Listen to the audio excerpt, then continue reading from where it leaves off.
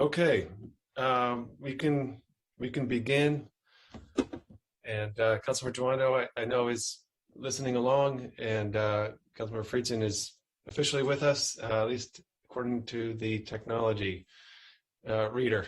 And I'm sure he will join us here as he's able. So welcome, Keith Miller. Glad you're here today. Naeem Mia, you prepared a great packet.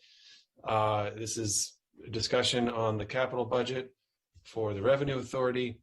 It didn't seem like there were any particular controversies here, not to bury the lead, but Naeem, if you'll begin, I did have just a general question I wanted you to address, which is, I see that there is a significant increase in the revenue bonds that the Revenue Authority is floating, and if you could just address in a general way, how that is possible. I'm not saying that it shouldn't be possible, just explain that to us, and then we'll take it from there.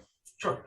Yes, as you noted, the Revenue Authority CIP has increased by $17 million versus the previously approved CIP. So it's now $37 million over the 6-year CIP. Of that amount, some of it is indeed revenue bonds, and the remainder is particularly federal and state grants for the airport projects. And so the revenue bonds are paid off through the user fees that the Revenue Authority collects from its facilities. And essentially, the debt management is done by the Revenue Authority. It does not affect the county's general fund.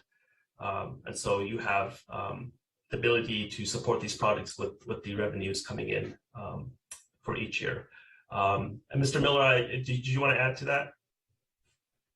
I would just, a couple of things. I think, number one, the infrastructure that the federal government passed, as you know, a lot of that, a good portion of those dollars are related to airport infrastructure. And so what we're doing is we're trying to leverage those funds and get the most out of that, I think is a big part, which you referenced there, Naeem. And then the second piece was a portion of this is funds that through reserves that we have, an ongoing reserve process. So it will not all be bond funded through Revenue Authority bonds. So there's a portion that does get bonded, and then there's a portion that is we save up through our reserves on an ongoing basis, and that's how we leverage. You cash fund it. Yes. Yeah. So you have an increase in federal funding. Is that where much of the increase in the overall capital program is funded? Well, it's a portion of it. I wouldn't call it the majority of it, but Okay. It's a portion of it, and that's through the projects that we're trying to leverage, and it's ongoing. It's ongoing as far as the programming that's coming out and coming available. There's actually a portion of it that is not even recognized yet in the capital plan because it's so new, and we don't know if we're going to be eligible for it. But again, we're out pursuing those funds. Is really the message, is how do we get some of that funding to come here to Gaithersburg and help us with that facility. But in addition to that, as we finalized, one of the projects that we finalized was the Crossvines project out in Poolsville. And as we all know, through COVID, all the escalation in pricing before we actually went out and issued those bonds, which have been issued now. So good news, bad news. The cost went up.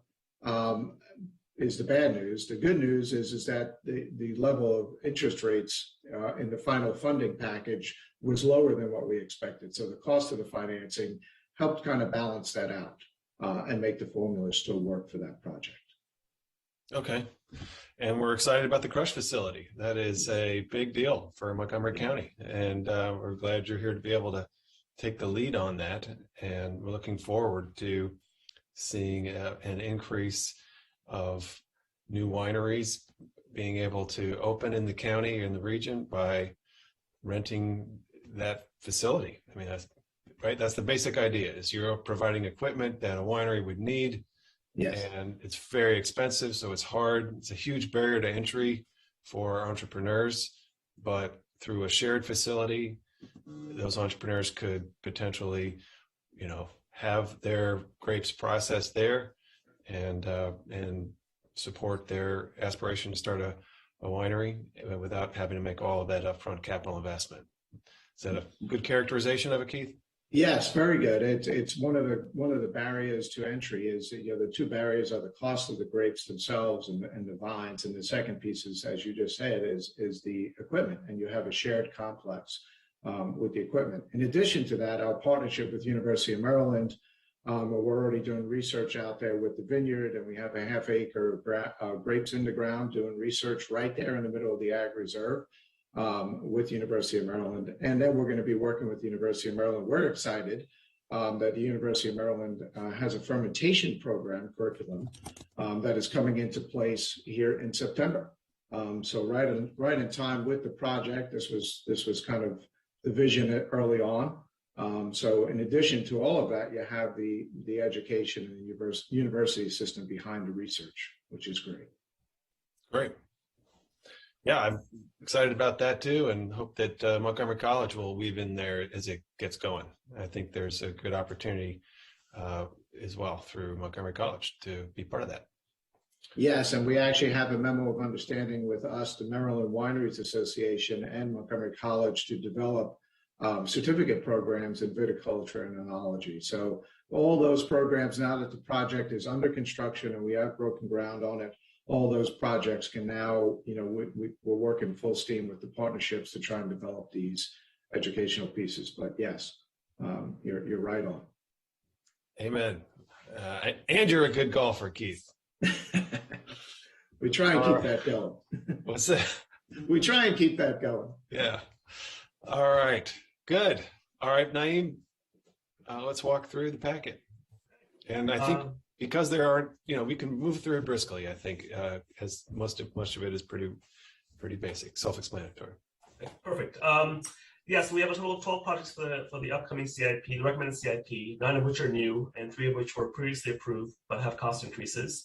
I'll go through the new projects first. Falls Road Golf Course improvements, fairly simple project, installing new cart paths as well as replacing the existing parking lot. And staff recommendations to approve that one. Number 2 is the Little Bennett Golf Course. Again, a very simple, relatively simple project, $75,000 to modify the current shopping, beverage, and food service counters into a single location to improve some efficiencies instead of having multiple locations. And again, staff recommendation is to approve that one as well. Number 3 is the Montgomery County Airpark. It's rehabilitating the runway lighting. This is a subsequent phase of a project that was begun several years ago to replace the current runway lights with more efficient LED lights that would reduce electricity costs. These are part of the airport layout plan that was done about 20 years ago in 2002 with the FAA. And so this project is part of that plan. And we're now getting to the point where the subsequent phases of this project will be performed. And again, staff recommendation is to approve that one as well. All right. Okay. Number 4 is the Montgomery. It's also related to Montgomery County Airport. It's a road relocation project. It's actually related to 2 other projects in the CIP, both of which are land acquisition projects that were in the previously approved CIP, but they've all been updated to reflect some changes in what the plan is. And I'll do my best to explain this, but Mr. Miller, feel free to jump in and correct me if I make any mistakes.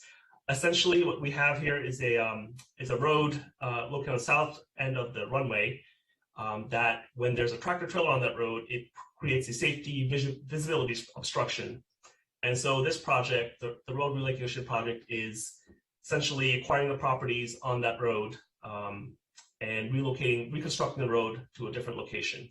The final design of that road has not been developed, so this is essentially an estimate at this point for the cost. And essentially the sequence is on page 4 of the packet. You'll see the first task is to purchase and relocate and demolish the current Gold's Gym property, also known as the Leap Millbrook property. And this will be done in FY 24-25. Subsequent to that, the new road would be constructed, which is very contingent, and this is a key issue, upon the FAA approving the design. If that design is approved, the road can be moved to a different location while preserving some access to some other properties nearby. And then the third project is the Merchant Tire property. That is a potential purchase. And again, that purchase is contingent upon the FAA approving the new road design. So if the FAA determines that the merchant tire property needs to be acquired, that will be done. Otherwise, what we have in the CIP for this year is essentially a placeholder project until we know more about that project. So recommendation for staff is to approve it. And Mr. Miller, do you want to weigh in on any of these Well, yeah, I think you did. I think you did a great job explaining it, but I'll just give a little bit more context to it. The two projects, the Leet Melbrook property and the merchant tire property that are currently located there, businesses, our goal here is not to relocate businesses. That's really what we do not want to do. So we've really worked with the FAA over probably the last 8 years in looking at different areas and ways that we can mitigate this situation. And again, it's regarding FAA standards, so the issue has to be addressed. But we've been working, and we're thankful to the FAA for giving us the extra time to really look at every different scenario. Ultimately, it's come down to that we do have to buy the Gold's Gym property. There is no way to do this without purchasing that property. That's what we're in the middle of negotiating and working with the FAA. And then the idea is that can we work with merchant tires and move this road a little bit, and then that way we do not have to relocate that business. And again, the goal is we do not want to relocate the businesses. So that's why the projects have been on our CIP for a number of years, but we've kind of exhausted every piece of it at this point. Okay. The project, sorry, go ahead. Yeah, before you move off of the airport, just want to ask you to continue to work with the community.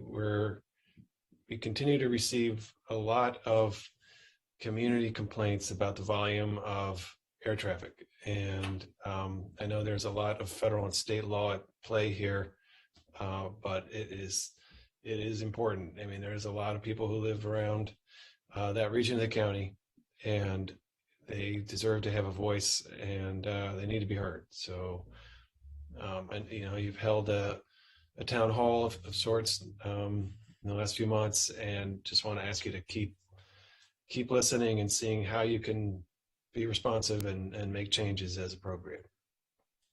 Yes, we are, and appreciate that, and we will continue to work with the community and looking at every angle that we can to dealing with that. Absolutely. Name. Okay. New project number 5 is the relocation of the Montgomery County Revenue Authority office. This office is currently on the 10th floor of the EOB, and it's essentially a lease space in the EOB. This project would renovate some space at the Rattlewood golf course to allow the functions in the EOB to move to Rattlewood, so that you would now have a single central management office instead of having 2 locations. And the cost of the renovation is about $600,000 in FY23. The lease costs about $41,000 per year currently, so this would provide some savings upfront once completed. And so the staff recommendation is to approve this project. Okay, so you're going to move the Revenue Authority's central management to off-site and save the lease cost. That's the headline there. Correct. Yes. All right. Good. Next one is Needwood Golf Course. This is funding the replacement of the current irrigation system. This is a project. This is a project that's been the irrigation system has been funded for upgrades for the last 15 years. It's a pretty intensive system that's used to keep the playing fields and the golf course in good condition. So the cost is about $1.6 million in FY26. The last major upgrade was done in the mid-2000s when the golf course was under the management of MNC PPC. And so staff recommendation is to approve this project. All right. Number 7 is Northwest Golf Course. It's also an irrigation system project, but much smaller in scope. It's replacing certain control wires and systems to keep the system functional. At some point, I imagine we would need a full upgrade as well, but at this point, just in the near term, it's just a minor upgrade for maintenance purposes. And staff recommendation is to approve this one as well. Okay. And then Poolsville Golf Course. This is funding replacement of all the existing cart paths, as well as renovating some of the play areas. Again, this is done to just maintain a high quality golf course for the public. And the recommendation is there to approve that as well. Okay. Great. Number 9 is Rattlewood Golf Course. Low-cost project to repair the existing cart paths. Some of the sections are deteriorating, or approaching the end of life. So this is funding that renovation essentially. And it's also recommendations to approve. Okay. Next 3 projects are all existing projects that have some cost or schedule changes. We've briefly discussed cross lines. This has gone up in cost due to essentially inflation and revised cost estimates. It's gone up about 36%, 14.6 million to 19.97 million. And essentially that's just a result of a more updated cost estimate as the design has been completed. Staff recommendation is to approve this project as well. Okay, we talked about it a little bit, but great economic development program. And okay. Thank you. And then the next 2 projects we've discussed briefly, they're both land acquisitions for the air park. The cost has gone up. As we discussed, these were previously approved CIP projects. We now have better cost estimates of the property values. And so for the Leap Meadowbrook property, as Mr. Miller had said, the negotiations are underway. For Merchant Tire, that's a little further out in the beyond 6 years. That may or may not be needed, but at this point, the cost estimates have been updated for both. And so staff recommendation is to approve both projects as well. Okay. And that is it. All right. Ms. Gomez, thank you for being here. All right. Any other comments? Yeah, I'll just say, Keith, good to see you, Mr. Miller, and thanks for all the work. Same with you. Thanks, Ms. Gomez, for being here. I won't take it personally that there's none of the golf courses that I go to most frequently on the list, but we'll work on that offline. But no, you guys have done a great job. Good to see that you're leveraging the federal resources. And let's just keep in touch. But appreciate you being here. Thank you, Mr. Chairman. Andrew? Yeah, I'll just quickly say if there was a revenue model to resell my lost balls that I have provided to the golf courses under your purview, then I think it would be revenue positive by a significant measure. But appreciate it. It has been a good activity for a lot of residents during COVID to be able to get outside to municipal golf courses that are accessible to a lot of residents, and appreciate the work that you and your team have been doing, and definitely excited in particular about the grape crushing facility. There's a lot of interest there, and I think it's a significant opportunity, and appreciate the fact that we're going to move forward. Yeah, lots going on in our system here, and shout out for your summer camps. Your golf summer camp is it's a great program. Teens really like it. I can certainly vouch for that. Okay. Thank you. Well, thank you. Hit them straight.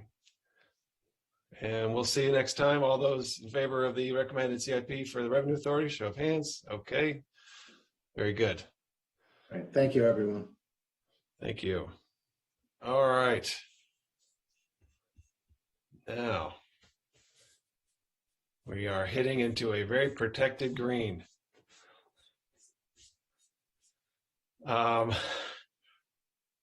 Pam, welcome. We are going to move on to our continuing review of the Silver Spring Downtown and Adjacent Communities Master Plan. All right. All right. Good morning, Lavu. We've got our full assembly, our cast of characters.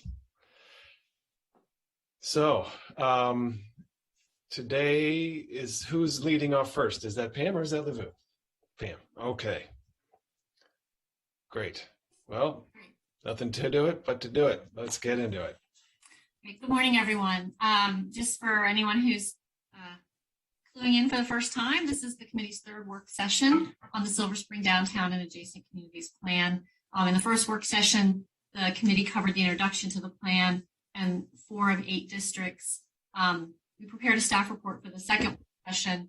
It contained a review of four remaining districts, but on the day last week when the committee met, they had only the time to cover the first 2 of those 4 districts. So last week at the second work session, there was a review of the Falklands district and the South Silver Spring district. So today what we're starting out with are the two districts that weren't covered last week. And they are in the staff report for today. We've had a addition of a piece of testimony plus just some slight tweaks in language. So we copied all of that information into today's staff report so everyone would have it while they're watching the session. Everything's together. So we will cover Fenton Village District and then the adjacent communities. We have a little addendum that's related to the Downtown North District, related to the zoning on 2 parcels that we'll need to cover. And then we go in to start some of the plan-wide recommendations. And for today, that will be recommendations on housing and then on parks, trails, and public spaces, if we have time to cover all that. But that is what is in your packet for today. So moving along. If you're following along in the staff report, on the top of page 3 is a map that's in the plan. It illustrates those 8 districts that the planning staff and the board have identified as having unique characteristics, unique identities in the Silver Spring downtown area, and for which they have a vision, goals, and recommendations in the plan. And so today, as I just mentioned, we'll start with Fenton Village. It provides a vision of Fenton Village that states it will build on and sustain its diversity with new community open space, new development at an appropriate scale to support small businesses, and an expanded presence for the arts. Also on page 3, continues with the goals for the Fenton Village area, which are to maintain zoning that provides low-rise development on Georgia Avenue and Fenton Street, provide a compatible transition in building form and height from Fenton Village to East Silver Spring, redevelop opportunity sites with mixed-use development with retail or commercial spaces on the ground floor, enhance Fenton Village as a main street for the district, retain a full-service grocery store in the district, promote the redevelopment of public parking lots and garages in collaboration with the parking lot district's goals, encourage residential development that provides a mix of unit types and sizes for people of all ages, levels of income, and household size, provide new outdoor community gathering space in Fenton Village and link this to the new open space in Green Loop, and build on relationships with the nearby art space, Silver Spring, and Montgomery College. Those are paraphrased. They're a little bit longer, obviously, in the staff report. The staff report copies them straight out of the plan. The committee and council did receive testimony from Ms. Paul Zeitler.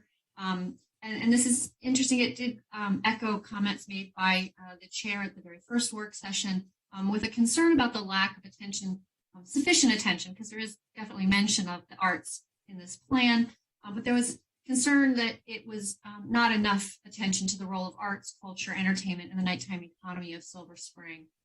And I've copied some of the testimony into the staff report here, where Ms. Falls-Eitler basically states that numerous arts and cultural venues are in the Silver Spring area, and they've matured as cultural assets over the last 20 years. They contribute millions of dollars to the revenue and tax for our county. The arts, entertainment, nighttime economy can help grow the downtown by attracting new employers, new businesses, new residents, and that there should be more mention of these as assets within the county and should have more attention, I think, in the goals and the recommendations for the districts. Her lengthy testimony does provide places in the plan where additional information could be added. It's also part of the packet. Why I've included, it basically does have plan-wide implications. Typically, we try to cover testimony in the places in which they're relevant. But again, where Fenton Village has this unique characteristic, and even in its vision stated that the arts and culture are something to support, there's probably potential then for the goals of the Fenton Village District to be more expanded and to contain something that has more than just the recognition of art space in Montgomery College, but possibly other places in these goals to make reference to arts and entertainment. Staff provided for you just one example, which is at the bottom of page 4, which was one of the first goals, to enhance Fenton Street as a main street for the district by preserving and providing opportunities. In the plan, it just says for active retail. You could simply just add and arts and entertainment venues, just a very easy way to think about incorporating this connection to arts just a little bit more. If there's no comment, I'll continue on to the recommendations in this section for Fenton Village. Thanks. Okay. So there's an illustration on the top of page 5. This is each district provides an illustration of sort of what the plan expects for the area, the connections within it, the open spaces in it, the opportunity sites. The recommendations start below that, and for urban design, they are to be consistent with the Fenton Village overlay. Buildings should step back above the base to provide a low-rise character. Retail base should be small enough to house small local retailers. New development interior to the blocks between Fenton and Georgia should be composed of buildings that are divided into smaller components. Transform Bonifant Street into a pedestrian-friendly retail corridor. Implement the green loop and provide public through block connections throughout the district. Again, they're a little longer than that, but I have a lot to cover today, so I'm trying to paraphrase them a little bit. They are all in the staff report. And so council staff supports all these urban design recommendations. Again, if there's a desire to add more attention to arts and entertainment, council staff can work with planning staff to figure out if there's either language to revise any of these recommendations or to add a recommendation. If that's Okay, if you could work with planning staff and see where it might be appropriate to highlight that. I mean, okay. Okay. The next recommendation is for parks and public spaces. And it is to expand the existing Fenton Street Urban Park into a cohesive neighborhood gateway park that is directly connected to the Green Loop. And the second recommendation is to provide a half-acre green space along Fenton Street with any redevelopment of parking garage 4. So we'll cover the first one, which is the expansion of the Fenton Street Urban Park. Just so obviously, council staff supports the intent of both of these recommendations to provide more green and more public spaces within any area of the Silver Spring downtown. The expansion of Fenton Street Park would require acquisition of 4 to 5 privately owned properties that are currently in the light industrial area. And the plan also has a plan-wide goal to maintain existing light industrial zoning to support community serving auto repair and related small businesses, which are on a couple of these private properties that are designated for possibly being parkland in the future. And staff is just simply suggesting that you could add a phrase to should property in this area become available, which is not against either one of these goals, but would basically signal to both the property owner and the community that redevelopment, either under a light industrial use or acquisition for parkland, are both appropriate for this area and for these properties. And at the bottom of page 6, you just see an outline of the pale green area, if you have a color version, is the current parkland, and then the shaded properties that are outlined in blue are currently the light industrially owned properties that the plan highlights as being potential for expansion of that village park. Okay. I have to admit, and I bring a fairly personal perspective to a lot of this, since this is sort of my, I'm in these areas a lot. Why this location? There is a significant park literally a block away. What is what are you seeking to have here? I mean, it seems like a strange location to me for a major public park, given that you have one a block away. Why would we want to spend money to buy out industrial businesses that we also want, and so forth? This is Christina Sasaki from Parks. I can answer to that. So the Fenton Street Urban Park is being in the 2000 Silver Spring Master Plan as a sort of south gateway for the urban district. And it's also a plan that, like, we have currently a community garden on Fenton Street, and then we want to have the urban park. So they are separated right now because Philadelphia Avenue, it connects to other properties. So DOT is doing a project. They're going to merge these two separate parks, and it will connect them. And these two properties will help us to actually consolidate the area. It doesn't mean we can't do a park, but that's a future vision for the future. We might not need the two properties that are on the corner, but in order to make the spaces bigger, and considering that Silver Spring has lack of active facilities, we might want to add those. What do you mean by active facilities? We want to make sure that we might provide some lawn spaces, people can kick a ball. In that specific location, we are suggesting some play areas. We're suggesting expanding the community garden facility. We are suggesting something more useful because right now they have a couple of benches and a public art sculpture, and it's separate from the community garden because it has the right of way. DOT bicycle program is actually connecting the corners and is give us the right of way space. So they were allowed to connect these two separate parts into an integrated park. And the vision will be we will have a facility plan at that time, but it's to be able to provide something at a local level in order to promote more, because the area also receives a lot of density. We're going to talk about later, but Jessup there will be the regional destination.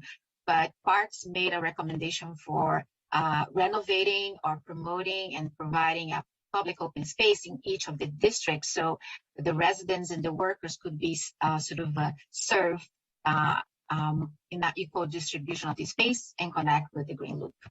Well, can I just jump in here? We're talking about more than just an open space and an expanded community garden. We're talking about we've discussed putting a skate spot here. It's set back a little bit from all the residents. It's one of the few places you can get a really active use without interfering with, being so close to residential property that you're going to annoy all the neighbors. So we think this is a good site. Okay. The thing is, I'm more open to that. Sounds fine. But, we do not, this is not a place for a contemplative green space. Right. Yeah. That's not what we're saying. This is a place you could put active recreational facilities, a lot of activity that would be considered a nuisance if you put it right next to somebody's house. Yes, it's true. We're going to try to get more active uses in Jessup Blair. That's there are some constraints on that.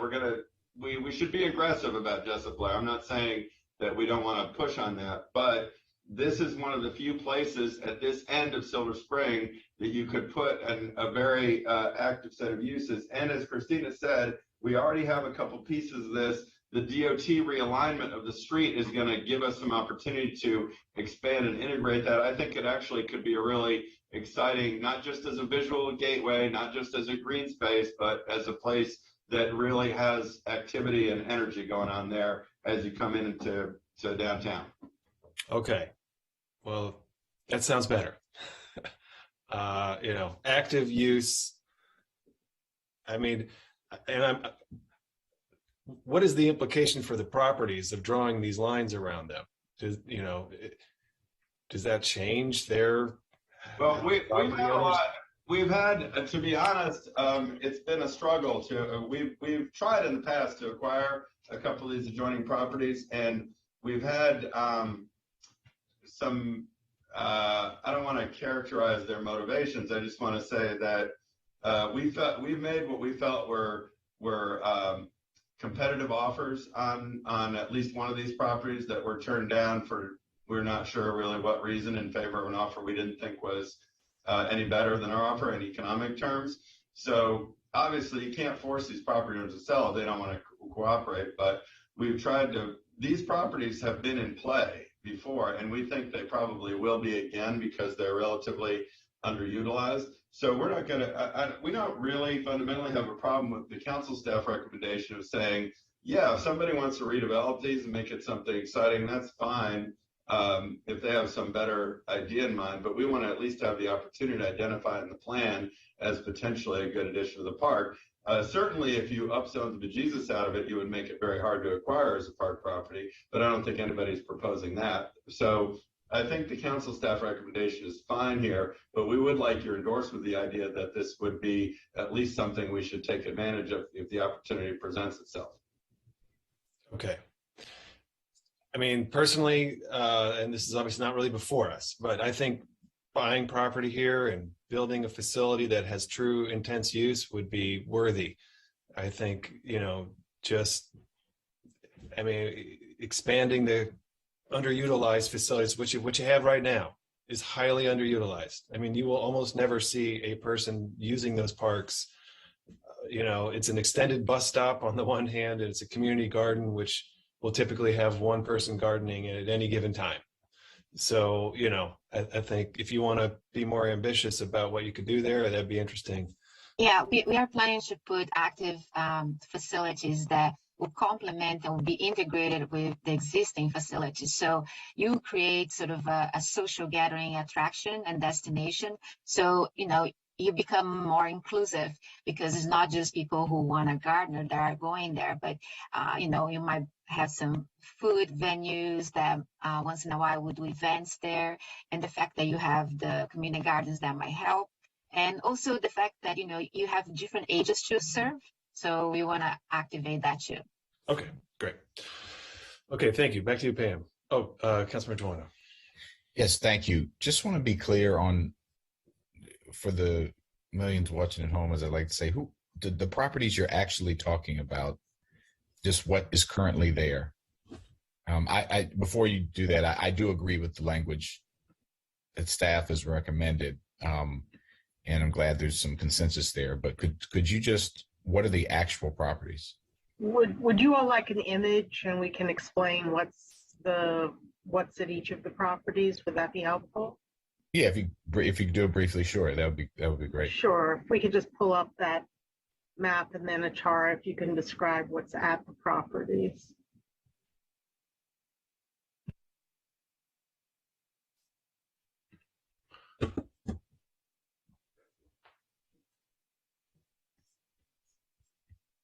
So do you have the proper permissions, or who's trying? Yeah, we may need permission to share screen. I know one of the businesses is Home Court DMV. No, I think I have permission. I'm just pulling up an aerial versus the other map that I had available. Okay. Here we go. Share. There. I think you should see my screen now. So if we move, we can see. So here's the park. Here's this piece of Philadelphia where right now there's a cool Black Lives Matter painted on the pavement. So this is sort of divides the park as we've discussed. Got this. So you have sort of two properties here that are using sort of very small buildings. One is like a shoe store and one is an auto shop. And on this way, you've got car repair. Those are sort of the Right. Adjoining properties. And I believe, although Christina can correct me, that we're really only looking at the few adjoining properties, not going beyond, not really, going beyond to capture more of the block. Yeah, just the adjoining properties that are on the parks map. Got it. So it would just be the home court, shoe store area, and then that other central car repair lot. Yeah, we want to be able to take advantage of the closure of Philadelphia Avenue, where you have the Fenton You're Street. breaking up. You're breaking up. Christina, try that again. I was saying that we want to take advantage of the possibility of closing Philadelphia. No, we can't hear you. She said we want to be able to take advantage of the realignment of the street, and particularly on Philadelphia Avenue, because DOT is doing some work in there. They're going to abandon a piece of that right away. So we're going to be able to take a piece of that as parkland, and an acquisition or one or two of these at some point in the future would pull all that together. Yes. Okay.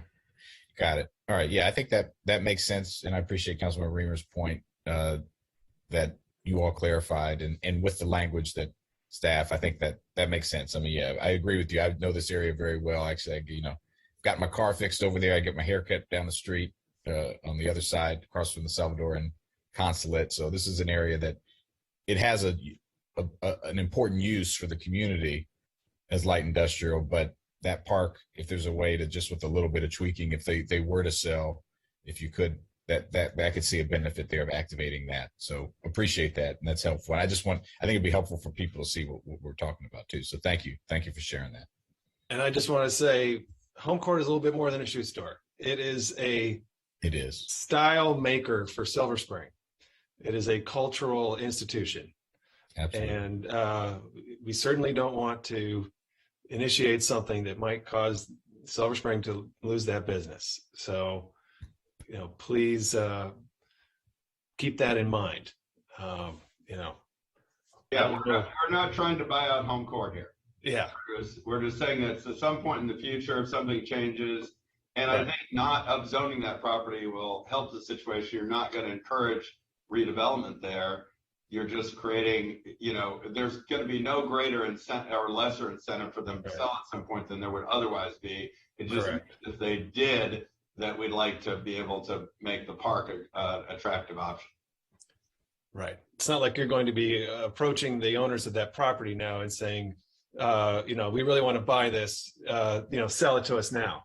No, we're not going to be trying to push them out. And we would welcome language, by the way, if you want to clarify that this should be active recreational use. Yes, I would like to add that, please. I don't think this is worth doing if we don't have something like that in there. I really don't. I mean, I do see the value of cleaning it up, so to speak, with that street, that orphan street. But, this is not a location that lends itself to passive use. It's either active or nothing, in my opinion. That was our idea, and we think that's helpful because that will provide guidance in the future. So if somebody pushes back and says, "Oh no, I just would like a nice little piece of grass here and leave the rest alone," it helps us push back against that. Great, thank you. I think you can stop sharing now, Ms. Margolis. Thank you very much. Could we just clarify what that language is going to be? So we're going to add the staff recommendation language of should property in this area become available, and then we're going to reference in what the original planning board language was, that it's active recreation. Right. So what you have under the recommendation for parks and public spaces on page 6 is that first bullet: expand the existing Fenton Street Urban Park into a cohesive neighborhood gateway park that is directly connected to the Green Loop. Should the properties become available is the phrase you could add that was suggested by council staff. You could also, and we can work with park staff and the board to change that first part of it, the cohesive neighborhood gateway park that provides active recreation, could just be the words that are added to indicate what is really meant by that active, use on the gateway park. But it would be modifying that first bullet or adding even a second sentence to it. Great. Let's do that. Okay.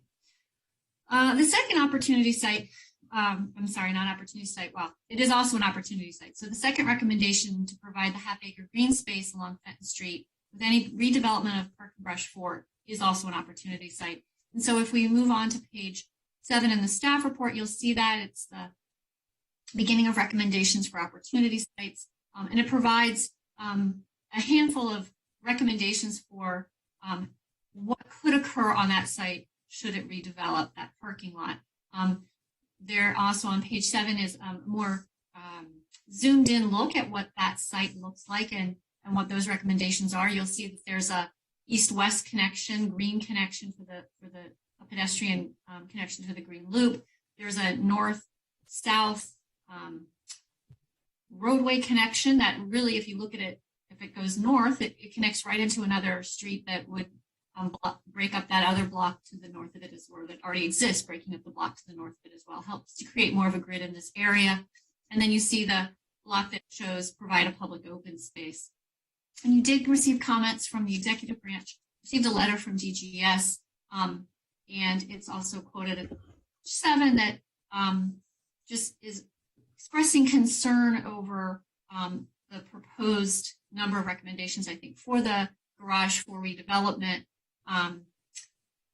If you look at the top of page 8, I tried to zoom in a little closer just so that you could actually see what does the county own on this block. So that's what's outlined in blue. Those are the properties that are in ownership by the county, in addition to the garage itself, which is the darkest square there.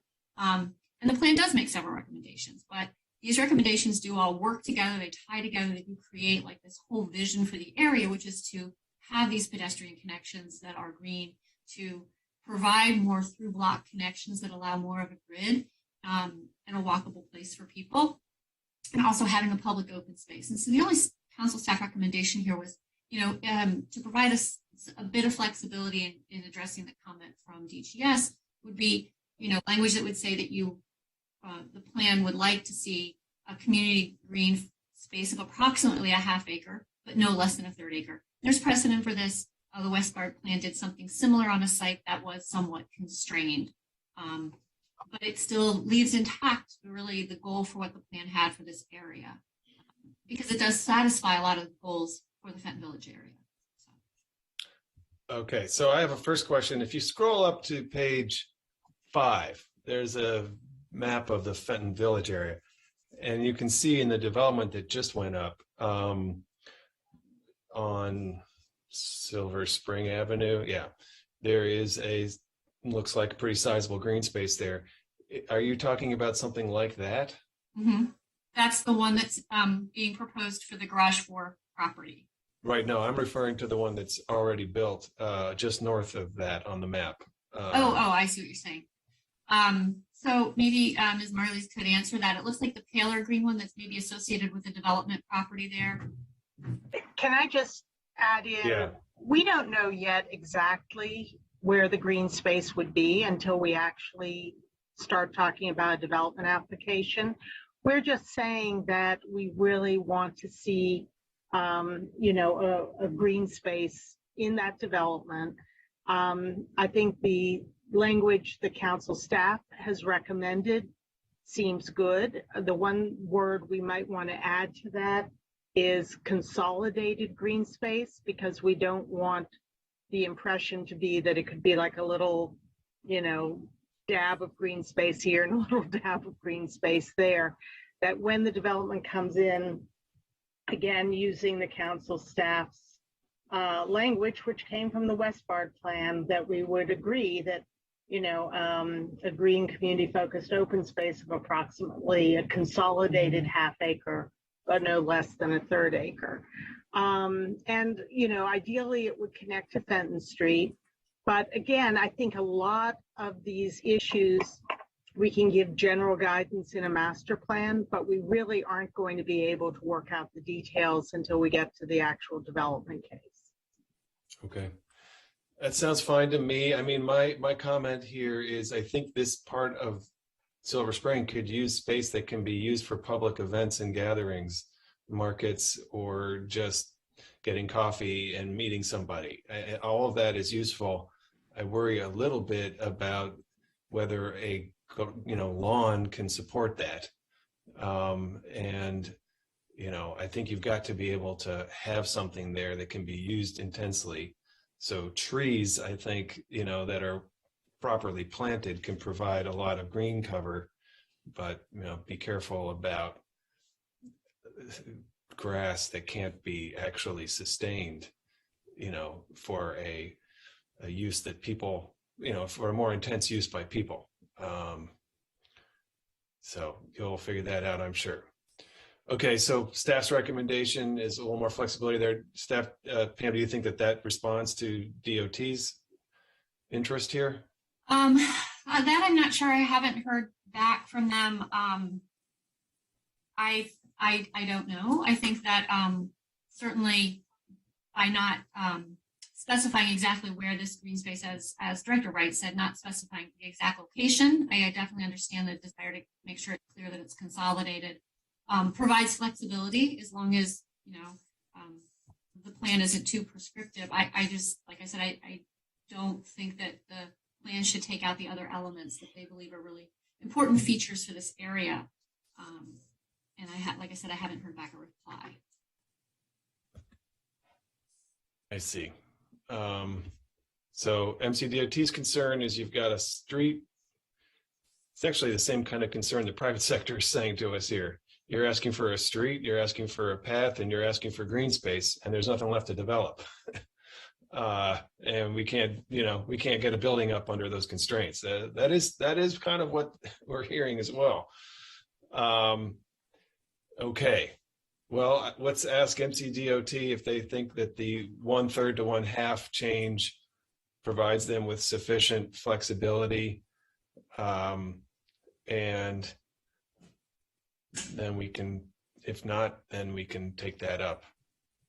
I do want to say, if I may, that the interblock connections are really important. One of the things that we have in Silver Spring are what I would call super blocks.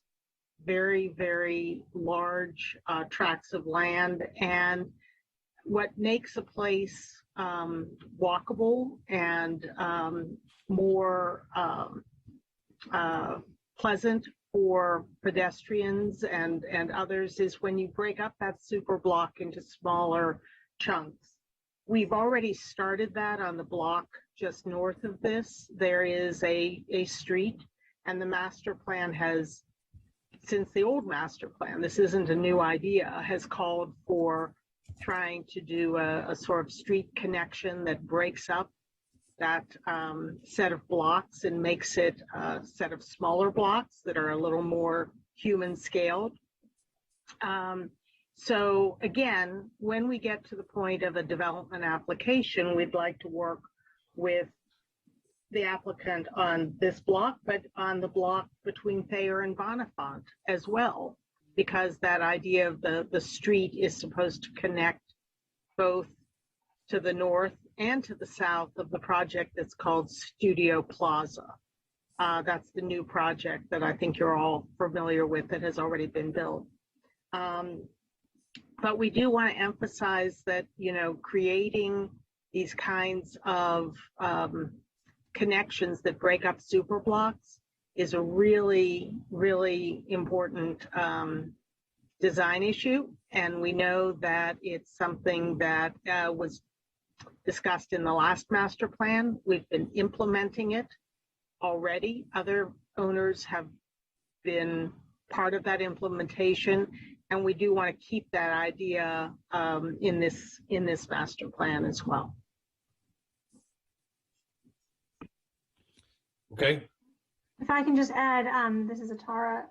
If, you know, when we looked at this block and we did a few studies to determine what developable parcels might be left, and there's at least two sizable ones and one sort of smaller one, no matter where we put the open space. Once we divide the block in sort of the way Director Wright was describing that aligns with other connections in the neighborhood, and they are comparably sized to other recent development parcels in Fenton Village, where, excuse me, where the development tends to be of a certain scale, as it is sort of, you know, controlled by the Fenton Village overlay, which we're not proposing to change in this plan. And the various options we came up with still presented us with an assortment of very reasonably sized development sites. So I would say that we did test that.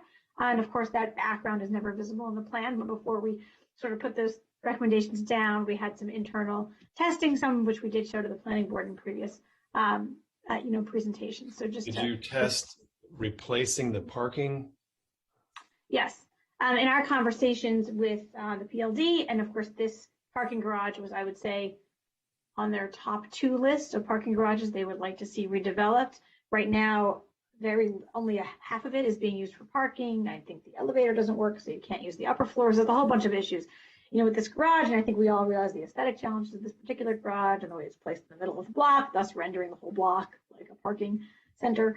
And the conversation was that it would be, you know, it could be something similar as what happened at the project to the north, Aaron Spring Studio Plaza project, where the parking was replaced to the degree that PLD needed it, plus whatever parking the developer is providing for the project. And there is, again, depending on where the park is located, you have at least one site that's pretty sizable and well sort of proportioned, that it could accommodate relocating the parking within. We are assuming if this block gets redeveloped, that parking garage would completely come down, and that was pretty much what PLD told us they would expect to happen as well with a future P3 for this. Okay. All right. How much different are these mid-block connections from what we have already? Are they just like what we have? North-south one that is shown with sort of a thick dashed line, at least in our, I don't know what page is on the staff report, but in the image that they would pull from the plan in the staff report, that's proposed to be a new downtown street. And then when we get to transportation, it's in the table and we've got a section for it. And I would say it's sort of like a small scale downtown street. And then the east-west connection is a true pedestrian connection. It's basically mirroring the condition on the block to the north, where there is a street that you can drive through north-south with a car, and the east-west connection is pedestrian only. So therefore, Yeah, if you go to see the Studio Plaza project, there is an actual street. It's a small street. It's one lane of traffic in each direction. I'm not even sure if it has any parking on it, but there is a street that runs north-south at the back of the Studio Plaza project. And the idea has been for that street to continue to the north and to the south. So it would affect the development on this block, but it would also affect the development on the block between Thayer and Bonifant where the existing Safeway is. Okay. Which is also an opportunity site. We would love to see the grocery store remain or Safeway remain because that's so key, but that site, the Safeway is oriented to the middle of the block, and of course it's an opportunity site. It's very underutilized in terms of FAR. All right. Well, I'm over there all the time. I'm not totally sure that the street we got there by Studio Plaza is absolutely vital, but it would be nice if there were retail fronting on it and it was a place that you wanted to go other than as a cut through. I don't know how vital it is for us to provide more cut throughs, but okay, let's keep, okay, Andrew. Yeah, well, I mean, I think that you talk about walkability and pedestrian safety, and Ms. Wright was noting this, but breaking up super blocks is critical. I mean, the two biggest aspects of pedestrian safety and walkability, besides context of, what kind of space it is, or the width of the street, how long it takes to get across the street, how many cars, there are interacting with people, and how quickly the blocks come up.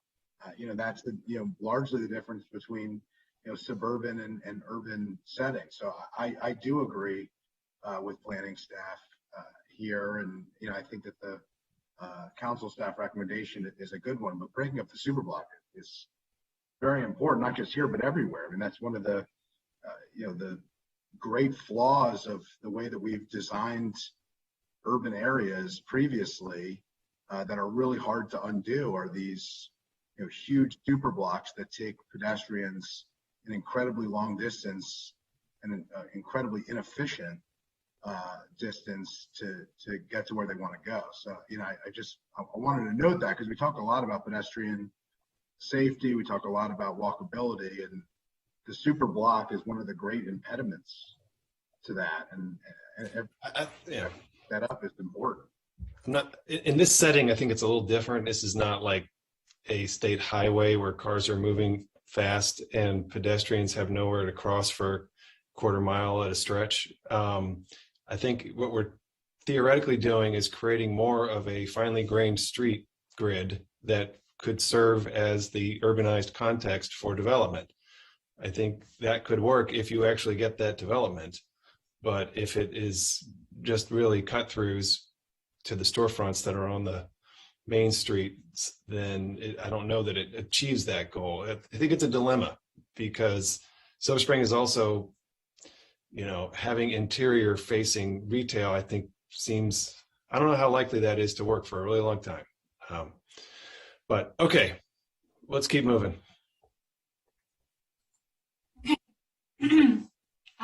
Thank you. That brings us, we're on page 8 of the staff report. And we have two other opportunity site recommendations for Fenton Village area. One is the County Parking Lot 29. And as an opportunity site, the plan recommends redevelopment of this surface parking lot with a mix of uses compatible to the adjacent residential development. And then the last opportunity site, Safeway grocery site and adjacent parcels. And as Ms. Margolis was already mentioning, the plan recommends redevelopment of that site and the adjoining sites, which include parking lot 38 for mixed use development. Again, with a recommendation to retain the full-size grocery store if possible, and that any redevelopment would recognize these north-south connections that are important along those multiple blocks, as Director Wright mentioned as well. And council staff supports the other opportunity site recommendations. All right. This brings us to zoning. The zoning recommendations for the Fenton Village are to revise the Fenton Village overlay zone with minor updates as presented in the implementation section, and to maintain zoning patterns that allow for a transition between the commercial corridor of Fenton Street and the residential neighborhood of East Silver Spring. At the top of page 9, you'll see the zoning map that's in the plan. And then following that on pages 10 and 11 are the zoning tables. There are 3 errors that occurred on the zoning map. They're illustrated in the staff report, and those can be corrected before we, as the plan moves forward. And will also require some correction to the table. Those are at the top of page 12. And with that, and staff supports otherwise with those corrections, all the other zoning recommendations for Fenton Village District. Okay. So this brings us to adjacent communities. This is the last of the 8 districts to cover for this plan. The vision for the adjacent communities, as the plan states, is consistent with the recommendations of the Attainable Housing Strategies Initiative. The adjacent communities can include a greater variety of housing types, fully integrated into the existing fabric, to allow a wider range of residents to enjoy the valued proximity to downtown. This is followed by 3 goals: maintain the neighborhoods as primarily residential and preserve the mature tree canopy found along many streets, encourage a greater diversity of housing types as recommended by the proposed Attainable Housing Strategies Initiative, and preserve existing market rate affordable housing in this district. The illustration for this is found at the top of page 13 in the staff report. Council staff would note that the council has received a lot of testimony in this regard. Slightly more than half the testimony received on the plan in general was directed at the adjacent communities portion of the plan. And the vast majority of those who did reach out to the council were concerned with the potential recommendations of the Attainable Housing Strategies currently being worked on at the planning department, and the impact of these recommendations on their neighborhood. Both the vision and the goals for the adjacent communities, as you just heard, they reference the Attainable Housing Strategies Initiative study and its related recommendations. Now, that study and the recommendations have not yet been delivered to the council, and they are not scheduled to be reviewed prior to what we hope is the approval timeframe for this plan, given the election year and the timeframe we have to adopt it. So council staff has provided 3 options for the committee to consider in this regard. And option 1 would be to... Can we just, before you go into that, Pam, just want to just restate what you shared there. So we have a little bit of a sequencing problem. The committee recommended Thrive out in October, and it was plenty of time for the council to take it up and pass it in 2021. Unfortunately, that did not happen. And now it appears that we will, I believe we will pass Thrive in 2022, but it is going to be, it's ahead of us. We haven't gotten there yet. And as a result of that, there is the narrowest of possible windows for any zoning text amendments, because we have a prohibition on when zoning text amendments can be adopted by the county council. And so there is no longer time in the calendar to take up attainable housing, because Thrive won't be finished. We don't know when. We hope July, possibly September. And that'll be complicated by the new election date, which is now in mid-July. And so, we've got work to do to figure that timing out. And we had always said publicly for a long time we would do Thrive followed by consideration of attainable housing. And we thought Silver Spring would nest in there somehow. And unfortunately, the sequencing has sort of been shuffled. And so this plan makes reference to an attainable housing strategies that this council will not be able to take up. And so it's just, unfortunately, it wouldn't feel appropriate to adopt something that refers specifically to something we have yet to take up. Now, I want to distinguish between a very general commentary on an issue about housing types and a very specific reference to the attainable housing strategies. So I do think it makes sense for us not to refer to the attainable housing strategies plan, which we won't be able to take up in this council. I do think there are ways that we can also refer to this issue and, talk about the conversations that have happened. And there are recommendations that pertain to that are yet in the plan that we've received. So we can distinguish between these two. there are attainable housing recommendations in this plan, which I think are good ones. And at the same time, we do not have to refer to the attainable housing initiative, which we sadly will not be taking up in this council. So back to you, Pam. Oh, Councilmember Jawanda. Thank you. Tried to text you as well, but I don't know, my phone's being weird. I'm going to turn it off and on. It's okay. I realize now that when you raise your hand, you immediately move to the top left of my screen. So I will also keep my eye out for that, Okay. Whoever raises a hand. Thank you. Just wanted to point out, and I know Ms. Dunn will go through her options here, and I won't bury the lead. I support option one. And I think that to your point, Mr. Chairman, referencing that we generally have a desire for diversity of housing types, and as a goal down the line is more appropriate than saying something about like attainable housing strategy, which doesn't, again, as you said, doesn't fully exist. I just will point out that we do have, and I don't think it hasn't expired yet. I do have a pending ZTA to allow for this activity within a 1.5 mile of transit, including metro, specifically 2007, that would allow for these types of different types of housing, duplexes, triplexes, and the like near transit, which would impact this. Obviously, for reasons that are stated and where we are with Thrive, it's unlikely that that will be taken up this council, but I do plan to continue working on it if I'm fortunate enough to be back next year. And I think that planting the seeds of what we would like to see, hopefully going forward, I think number one here gives us the best option, which is to revise the goals and remove the references to the attainable housing strategy, but have language supporting generally that as a goal down the line. So I do think that that is where we should head. And obviously I'm supportive of that because of the policy proposals that I put forward, but just wanted to say that from the outset. And I know we'll get into the weeds here, but just wanted to say where I was. Appreciate it. Okay, well, I'll add, or I will just state, this plan does have certain recommendations that reflect the attainable housing concepts. So what we have received, there are various blocks that have been proposed for rezoning. And I can definitely say, as a activist in this county and in this community for a long time, that those blocks that are proposed would never have been proposed were it not for the planning board's expansion of the boundaries to consider them. Because historically, once you draw that boundary in the central business district, you really have no ability to look at adjacent properties. And particularly the Grove Street is a good example.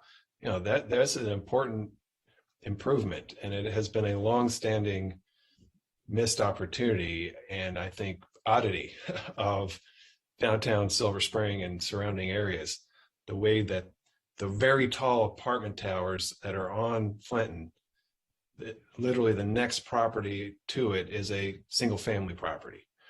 And so one of the highlights of this plan for me is creating a step down or a transition to this surrounding neighborhoods. And that is an attainable housing model. And so, I feel good about that. I think this plan achieves something important that would never have been achieved if we indeed adopt those recommendations, which I hope we do, without going through all of that pain and suffering, which it was. It was very difficult. And, in a very general way, I want to give a shout out to Woodside. Woodside proper sent us a resolution that they passed expressing their support for duplexes, which I don't think a single other neighborhood in this whole county has ever expressed support for by right duplexes in a neighborhood that is substantially single family. And that's really interesting to me. I think that creates some possibilities if that were to be more embraced. So good things are happening despite the challenge of getting through it.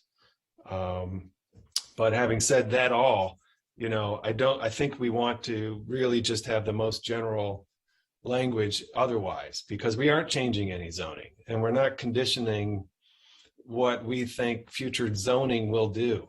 We're really not. And we're going to rezone what we think should be rezoned, but what we aren't, I think is simply for another day. We'll work that through as we proceed. Okay, so Pam, back to you, or Andrew. Okay.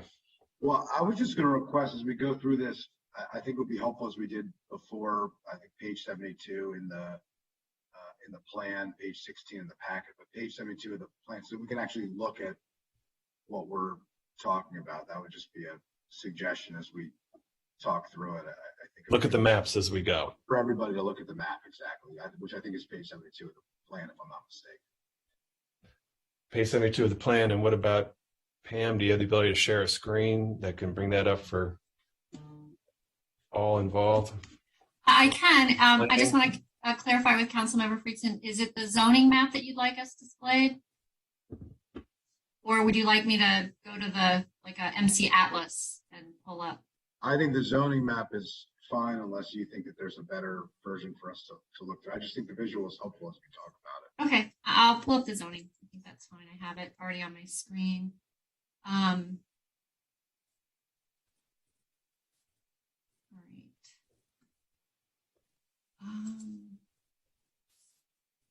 Okay, can you see the screen now? Is that the zoning? Can. See? Okay.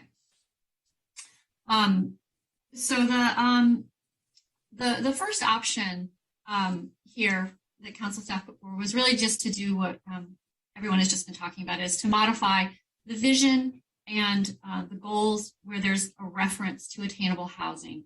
And what it would do is take out that exact reference, but it would still keep the intent, the idea that for the adjacent communities, which are basically, as you can see on the screen here, it's these blocks here along just north of Spring Street. As you come around on the other side of Georgia Avenue, it includes these blocks here in Woodside as well. They include some, the brown are zoned for townhouses, but other R60 neighborhoods, 79 here is a senior facility, and then we move down here, we have a few more blocks that are R60 that are adjacent, and including these blocks that are purple, which are the ones that are being recommended for CRN zoning. So the first option, it makes reference to diverse housing types, and it takes out the reference to the housing strategy. The idea would be, if you have language in the plan that says these diverse housing types are important and a goal for these areas, and you support it, future legislation can come forward that says we recommend making changes. It could be even a ZTA that recommends a certain change in areas where the master plan makes these changes apparent and approves it, presupposes it in that master plan with language that is then consistent with the master plan. So if the language is kept very similar and the boundaries are kept like this, future legislation could recommend, all our 60 properties could have these diverse housing types where it is consistent with the master plan. And that would make it consistent with these adjacent communities. The second option is where you take out reference to the attainable housing, but you take out reference to diverse housing types. You've received a lot, like I said, more than half the testimony coming in was with a concern with this language and this type of situation. But as Councilmember Reamer has already mentioned, you would also lose the opportunity to address sort of the potential you might get from diverse housing in those purple areas, those blocks that already have CR zoning as part of the Fenton Village district. So that purple line that goes down the middle of the screen really is split blocks for each of those blocks where Fenton Village already has more intense zoning. So okay, wait, I want to pause you here or just ask you to keep, explain this a little bit better. So on that screen, the dividing street between the purple and the yellow in the bottom half of the screen, is that Grove Street? Here, this is Grove, where it's to the right of the purple. Right. It's Grove to the right of the purple. Right. So, and to the left, that dotted line is literally going down the middle of a block, not a street. Going down the middle of the block. So presently on Fenton Street, on the half of the block that fronts onto Fenton Street, you have some very large buildings and intense uses. And then on the back half of the block that fronts onto Grove, you have single family dwellings. Currently R60. That are say that again? Currently there are 60. Currently there are 60. And there's a lot of reasons why that happened. I believe this was actually related to the Diggs Council initially. In any event, this recommendation addresses that aspect and says Grove becomes the more, I don't want to say it's the new boundary of the CBD or something like that, but we're envisioning a step down to Grove. And so you could get some change up to that border over time. Now, that would take a really long time to happen. But these are properties that are literally in the shadow of the taller buildings and could be home to some more intensified uses, townhomes and other kinds of things that they could do under CRN. And then you're saying that continues when you hit Bonifant. It continues around that block where, again, on the backside of that block today, you have a school. There's a pretty intense, new apartment building at the corner, the First Baptist. So again, it creates a more coherent area for Silver Spring that is more intentional than I think what has been built as a result of actions of the past. And it may actually be feasible. That's another thing, whereas tearing down a triplex and tearing down a single family house in a neighborhood somewhere and building a triplex, I think is highly unlikely for the most part. Actually doing something on a CRN zoning on Grove, I think that seems quite feasible and possible.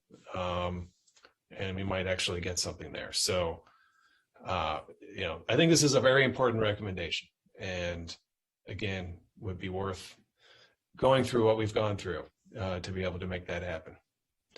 And this is, you're saying, option one, is consistent with this. I mean, this is zoning. Option one is language, I think, but correct. Yeah.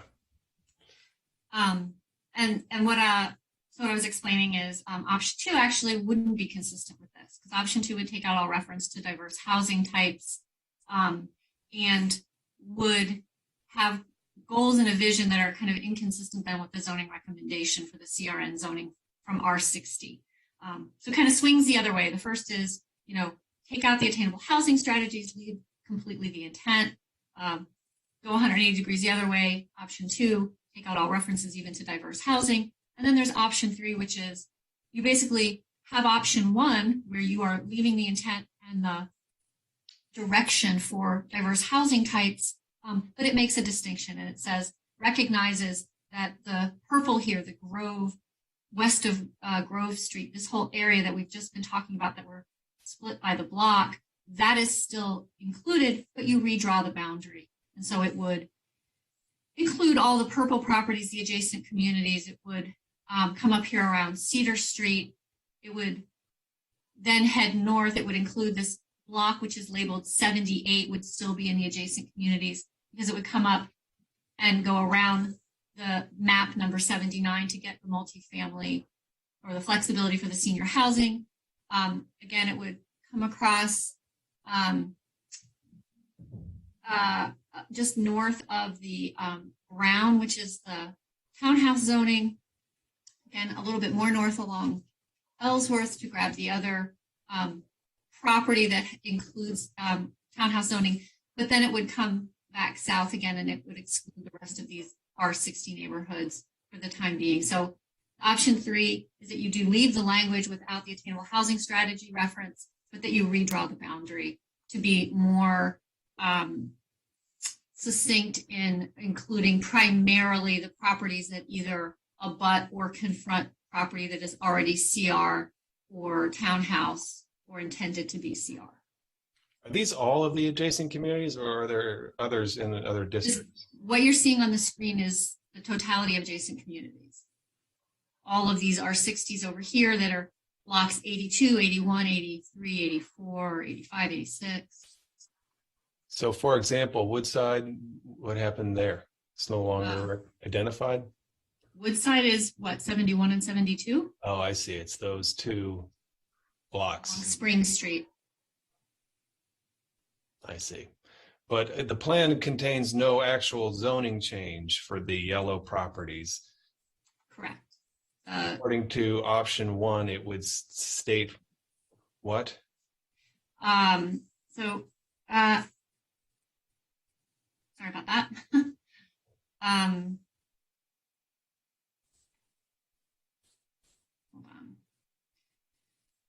Stop sharing my screen here for just a minute. Option 1 would state I'm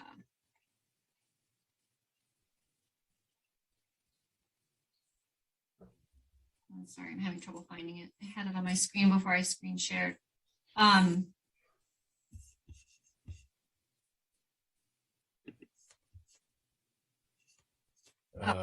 top of page 12 and bottom of page 13, top of page 14. So the vision would just become adjacent communities may include a greater variety of housing types, fully integrated into the existing character and fabric to allow a wider range of residents to enjoy the valued proximity to the downtown and nearby transit options. So that's what option 1 says. So we'll say this again here because it's confusing. You know, we're talking about taking out references to affordable housing. We're talking about retaining zoning. We're talking about some general language. Under option 1, the reference for those properties that are in yellow would be, again, the adjacent communities may include a variety of housing types fully integrated into the existing neighborhood character and fabric to allow a wider range of residents to enjoy the valued proximity to the downtown and nearby transit options. All right. And then option 3 would say, let's not have that language at all. Let's just draw them out entirely. No, option 3 would allow the same language. It would just draw a different boundary about what does it mean to be in an adjacent community, right? I see. So it would just draw a much tighter boundary. Right. The language would be the same as option 1.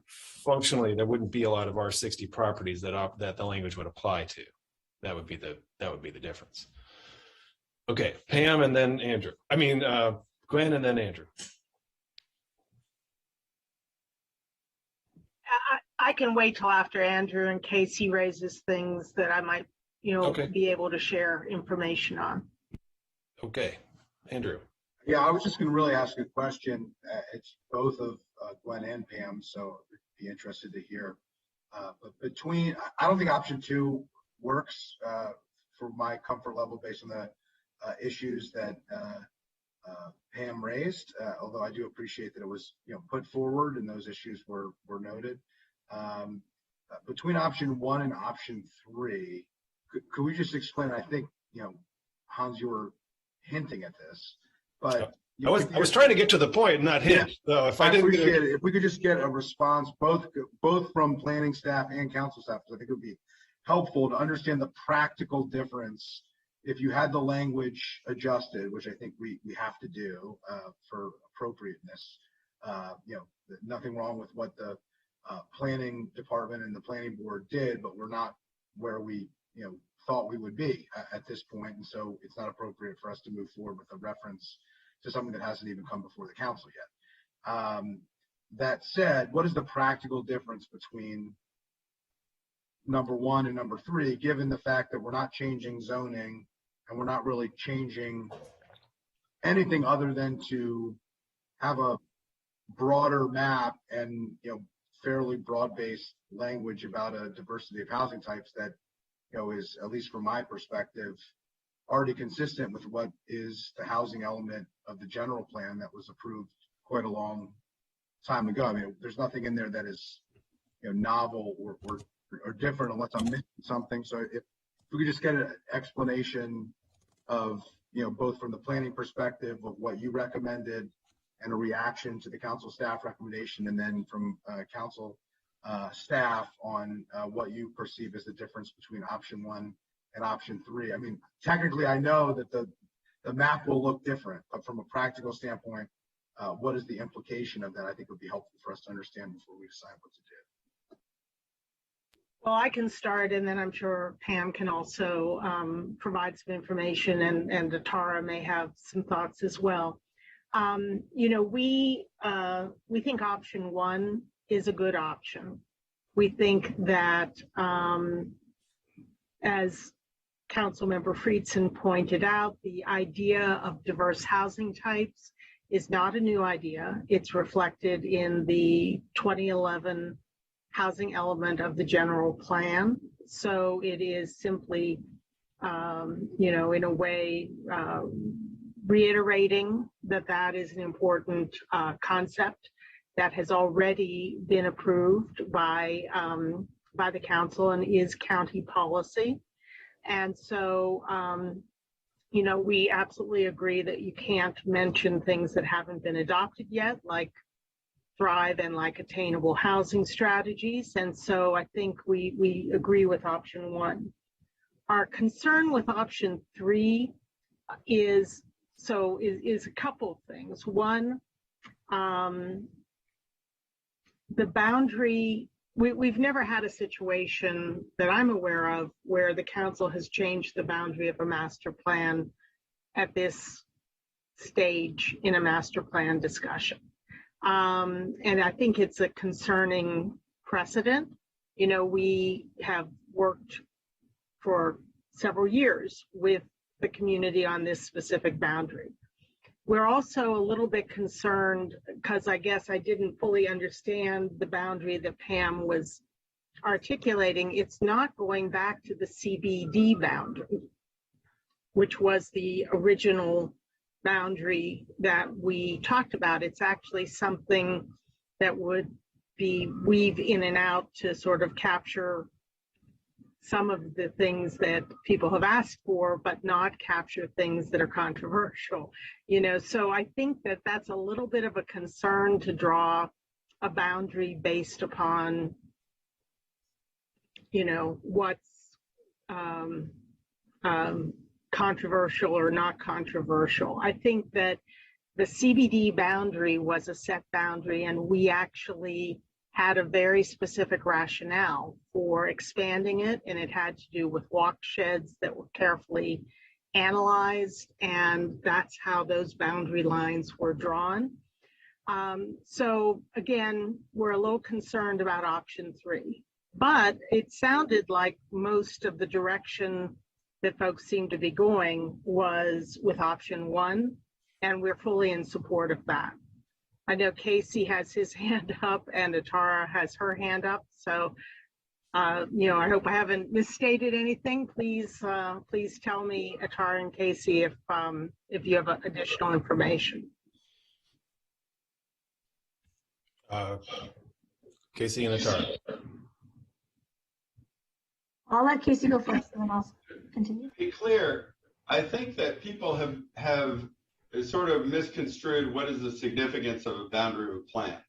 The only significance of the boundary of plan is where have we legally noticed that is there change being considered as part of the planning process. It has no other significance. So we noticed it at the beginning of this planning process as the boundary that you see in front of you in this work product that we sent to you. If you want to make a recommendation that's different than what we recommended, obviously that's your prerogative for any particular part of the plan area. But you can't expand the boundary because it has the areas outside the area defined by the planning board have not been noticed legally. None of the property owners have been received the required legal notice that changes under consideration for their area. If you were to dial it back, you're simply saying, basically, we're changing what was legally noticed at the outset of this plan as being under review.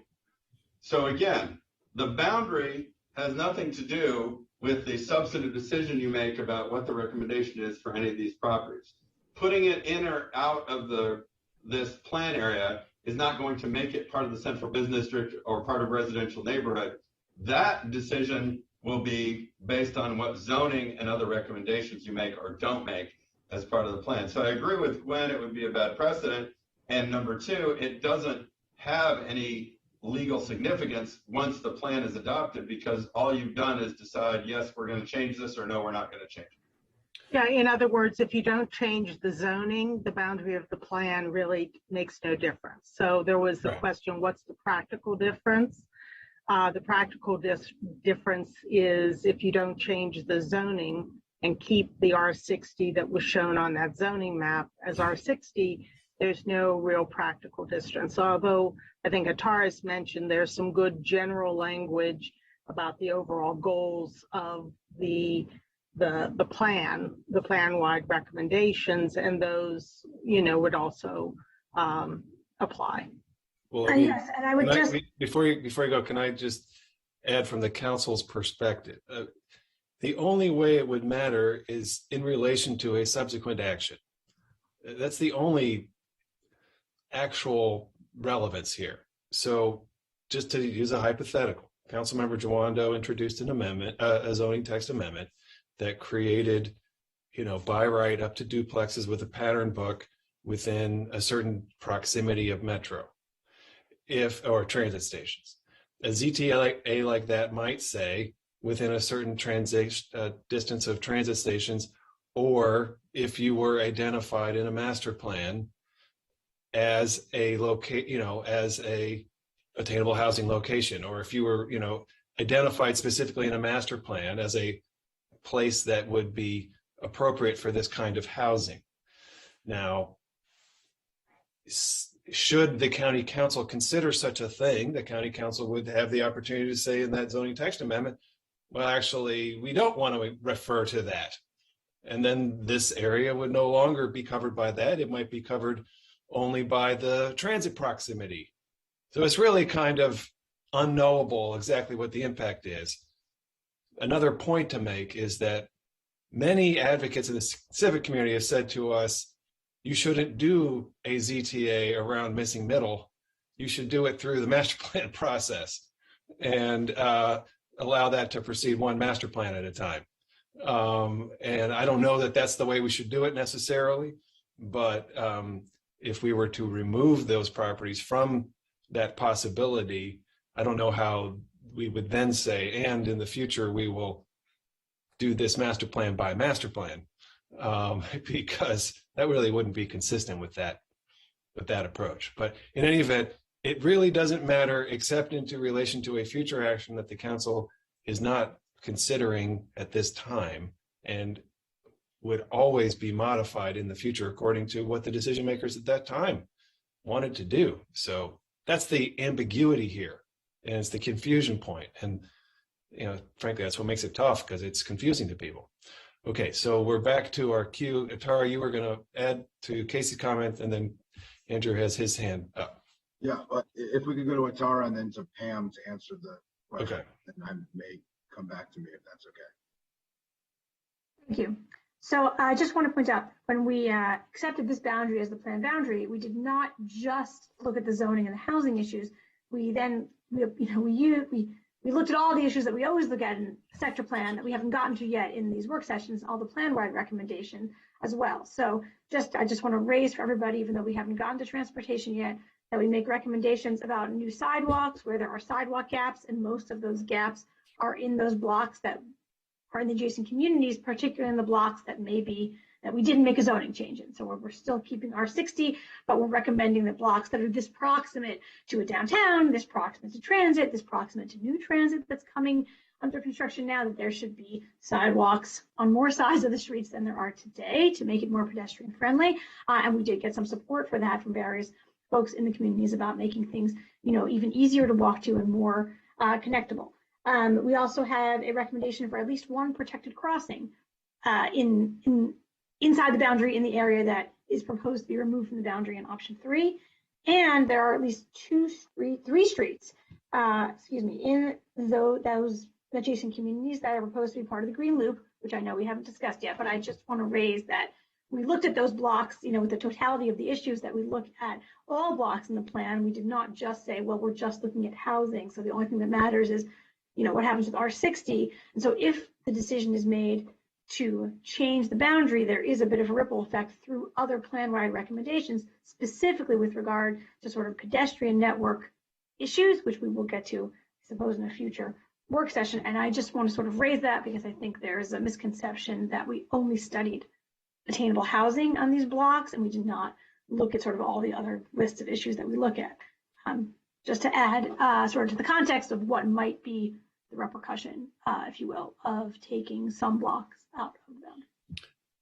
Yeah, well, exactly. And I think, it would be nice if in the future we can have a somewhat wider boundary in our plan areas for those kinds of reasons without creating a tremendous anxiety that what we're really doing is annexing the surrounding neighborhoods into the, high-rise downtown. And we're going to plow everything under and put up high rises. And that's what some have interpreted. But if we could have a somewhat looser idea here, that we are going to do planning, we can involve the surrounding neighborhoods, but we aren't preconditioning exactly what we are going to achieve with that in order to allow some of these other good ideas to come out. That'd be a good planning process to have. And it's not historically been what we've been doing. So I would also be a little worried about pulling back the boundary for that reason, but okay. Yeah, also bike recommendations, which I neglected to mention, but it sort of goes along with all of those. Which isn't to say we'd be prohibited from doing bike recommendations in a block off of the CBD. I don't think we would be, but okay. So Andrew. Yeah, could we go to Pam and then come back if that's okay? Yeah, thank you. So the one thing I just want to point out, and I think it's still very important, is yes, you've drawn this boundary and you've noticed, we're not talking about could the boundary shift back. It doesn't seem like legally there's any problem with shifting the boundary to be less. Everyone's been noticed. The comments you received from the people in the adjacent communities were concerned with potentially the ZTA that's been talked about, definitely recommendations related to attainable housing. We're all aware of it. The correspondence coming in has been prolific. And I just want to be clear that, and I think it's only fair for them to completely understand, if you leave in the language that references that a vision for the area is diverse housing types, where you are, walkable or proximate, which is how these neighborhoods were chosen, and that the goal is to support greater diversity of housing. And this is a master plan with a boundary, and this gets approved, and then you have a ZTA that comes later. And the ZTA says, okay, maybe along our corridors, we think that quadplexes and triplexes and duplexes are appropriate on our 60 properties, or we're recommended in a master plan and consistent with a master plan. And if it allows it where it's consistent with a master plan, then everywhere that's within this boundary would have these possible diverse housing types available to all our 60 properties within their blocks, within their communities. Why is that, Pam? Where is it designated? What do you mean? That would be, where's the hook? What is the By language? drawing a boundary in the master plan, including the R60 blocks, and language for that district, which has been identified as a district called adjacent communities, has a vision that is diverse housing types, has a goal of supporting greater housing types, and then a zoning text amendment that could say, I'm not saying it will say, could say, we're consistent with the master plan. And as you've mentioned, and I think this is important, we do have community members that believe master planning is where some of the decision-making should occur regarding diverse housing types. So that would not be that would be along those lines, right? This is a master plan. You are saying in this master plan, for this boundary, these are 60 properties, this is appropriate. And so if further legislation could completely allow by right these diverse housing types. I just wanted to be clear to the community that by taking out the reference to attainable housing doesn't necessarily change that thing from occurring. And if that is the intent of the committee and the council, that's great. That's what this should do then. But I don't want the community to think, well, they're not referencing attainable housing, so I think our R60 neighborhood is going to be just like it was prior to this master plan. Yeah, bike recommendations, great. Roadway recommendations, great. But there's still language for this in there that a future ZTA could take advantage of for putting forward a very laudable goal. I'm not sure quickly, there has been testimony as well regarding the transportation recommendations for some of the adjacent community areas. And you'll get to that in the future as well.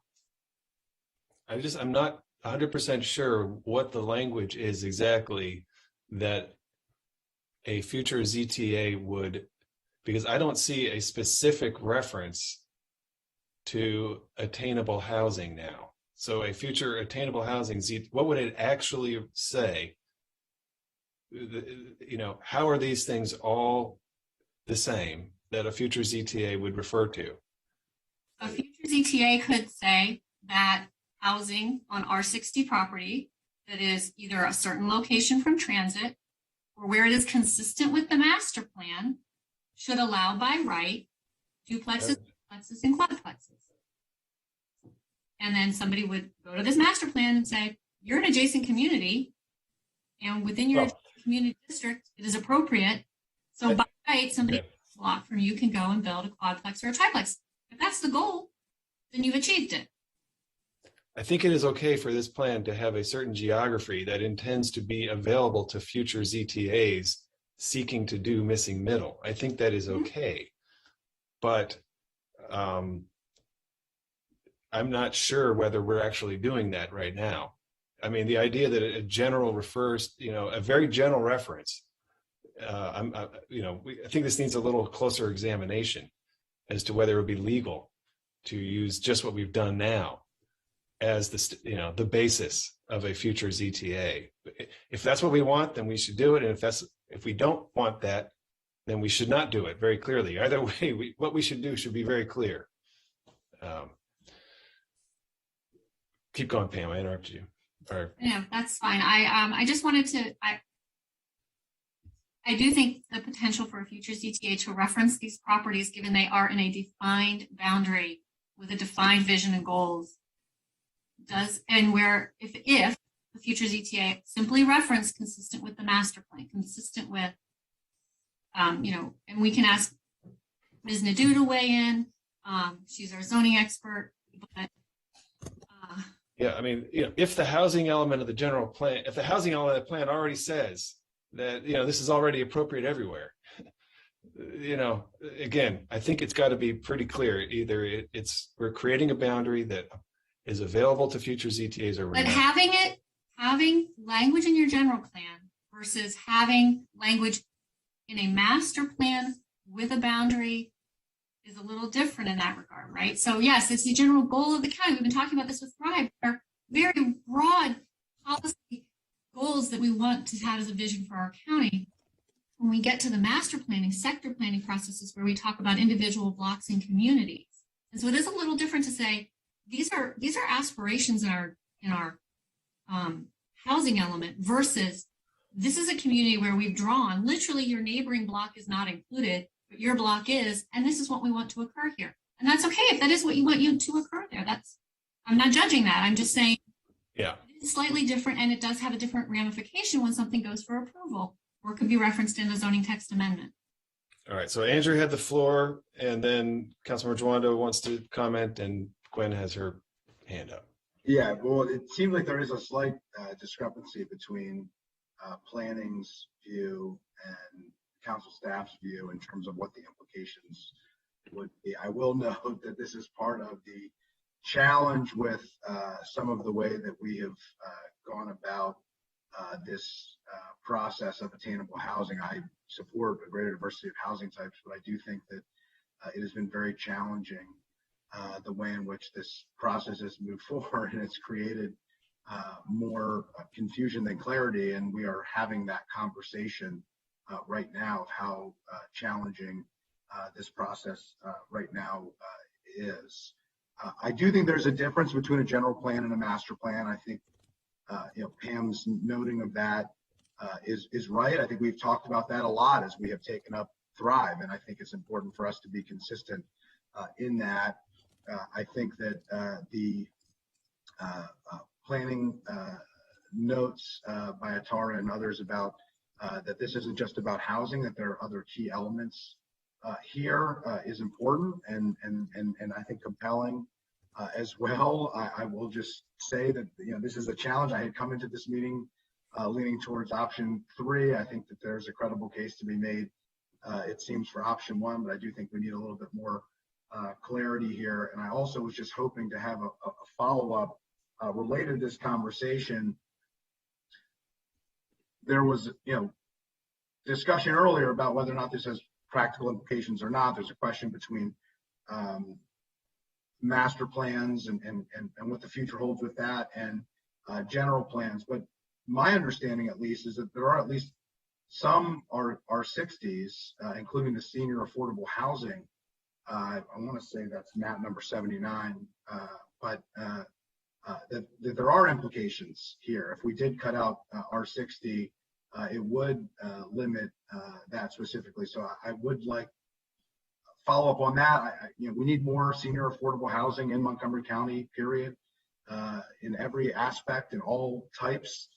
We are limited significantly there, and so it would be helpful to understand that change. Obviously, it's not being used currently as R60. I think there's a special exception there, if I'm not mistaken, being at least modestly familiar with that property. But if we could just get an understanding as well there of what the practical implications would be for that senior affordable project. If now's not the appropriate time, let me know. I know that it was noted in the packet, but it seems to be relevant to this conversation of, if something's not in the map, by definition, we can't do anything related to it as part of this master plan. So it'd just be helpful to understand what that would mean for that project and for the senior affordable housing there. My understanding was that there was going to be some reinvestment and to keep it as senior affordable housing, and the increased zoning there was part of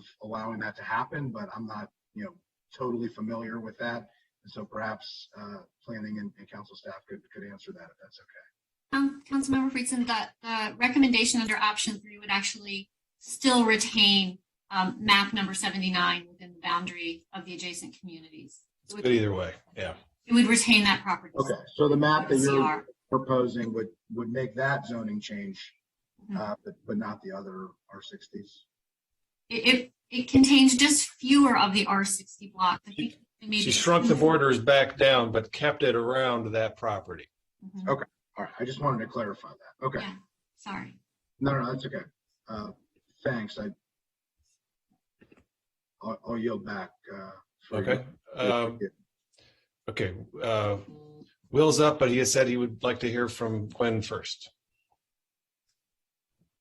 So a couple of points I want to make, which is I really, really have to say that we believe it's important to draw boundaries that have some logic, not just to include a property we know might redevelop. And the logic of these boundaries was based on a detailed watershed from transit. If at some point a future ZTA happens for attainable housing, similar to the one Councilmember Jawando had originally recommended, I have no doubt that it will include properties within a half-mile watershed, or maybe even a mile watershed. I don't know what the ZTA will say, of transit. So these properties would be included anyway. whether they're in the master plan or not in the master plan, because they are within a walkshed of transit. And in this case, it's the purple line, not the metro.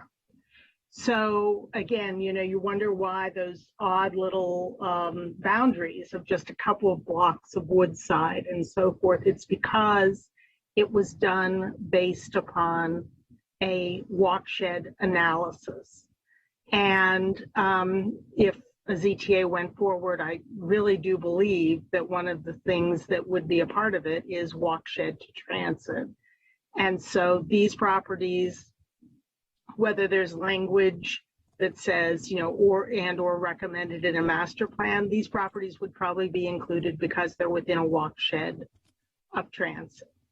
So that was one point I wanted to make. I mean, the second point I wanted to make is really, we haven't actually even seen a map of the boundary that council staff is proposing. We just heard a verbal description, but master plan boundaries need to have some logic, or else they actually will be hard to defend in any kind of future litigation. They need to have some, and we emphasized this when we talked several years ago with the planning board about this walkshed boundary, that we had to really have a reason for the boundary of the plan. And we based it again on objective, quantifiable data about what the walkshed was. So that's another reason that, again, I'm concerned about at this late date changing the boundary of a plan, because we work really, really hard at the beginning of a planning process in coming up with clear, defensible boundaries for a plan. And we do think that that's a really important element. So again, that's why we recommend the option one. It doesn't affect the properties in yellow. They aren't being rezoned. It might actually help with, as Atara pointed out, some bikeway or pedestrian improvements for some of those communities. And we can't really speculate what a future ZTA might say, but I can tell you, if it says anything about walkshed to transit, then these properties would probably be included in a future ZTA. But that might not even be what the criteria of a future ZTA is. It's hard to speculate. That's all I wanted to say. Okay. Cool.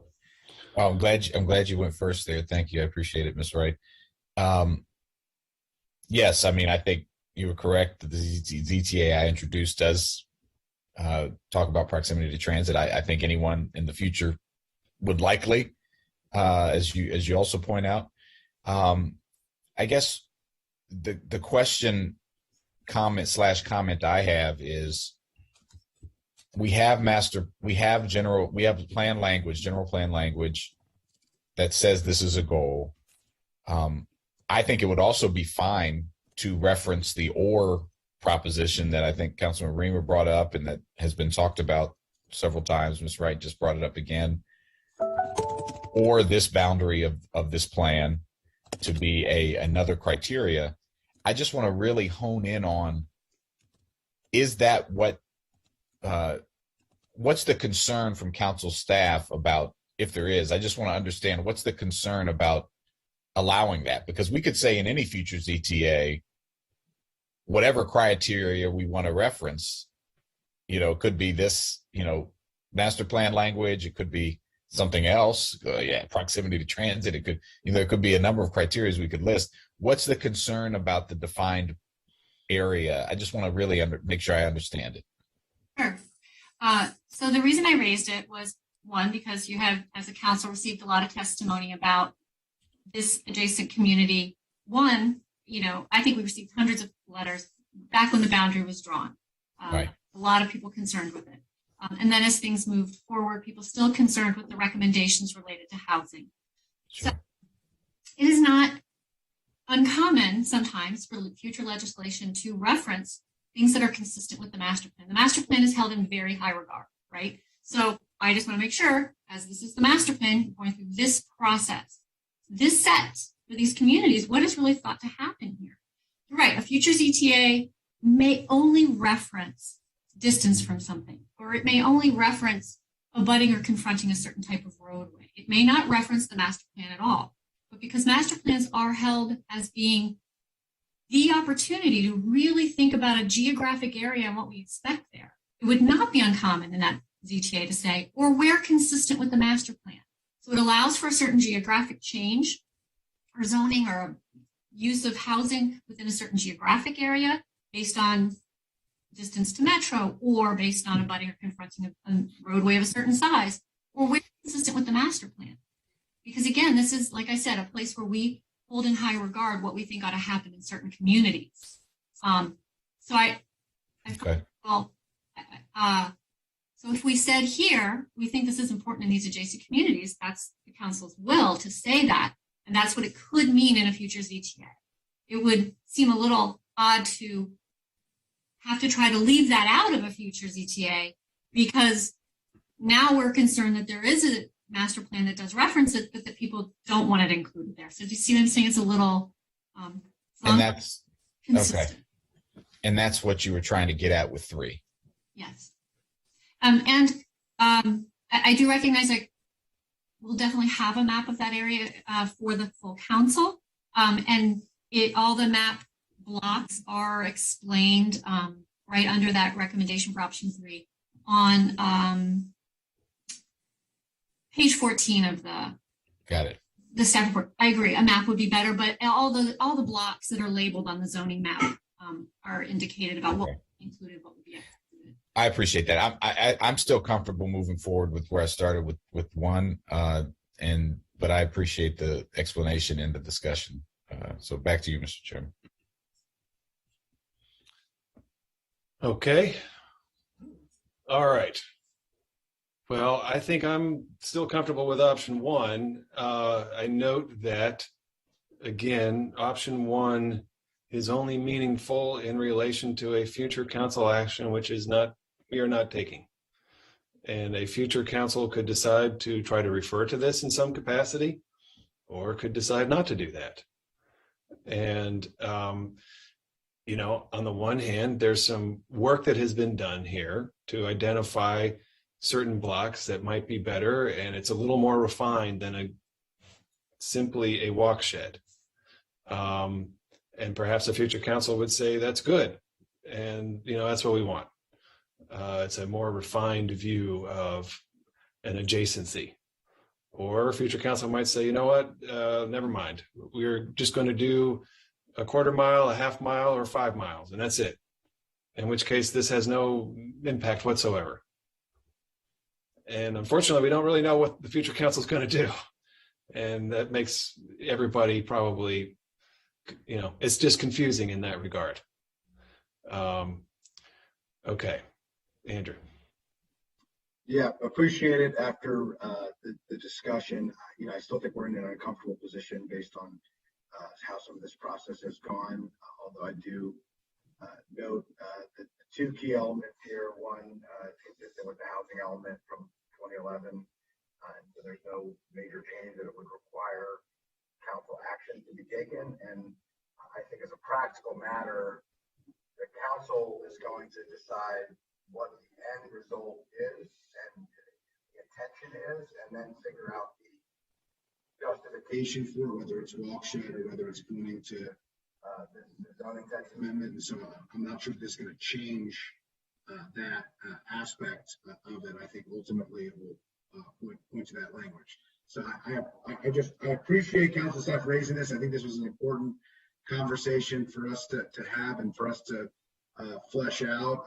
I do think we need to be very cautious as we move forward with various zoning elements, that we get the process right, because I do think that these conversations become extremely difficult when we have a lot of different approaches to address specific issues, and that creates a lot of challenges and a lot of confusion. So I'll yield to colleagues here. I am concerned about the precedent of changing boundaries without adequate public input and unintended consequences that could have as well. And so I'll go along with option one as well, but to appreciate the responses and to appreciate the fact that council staff raises.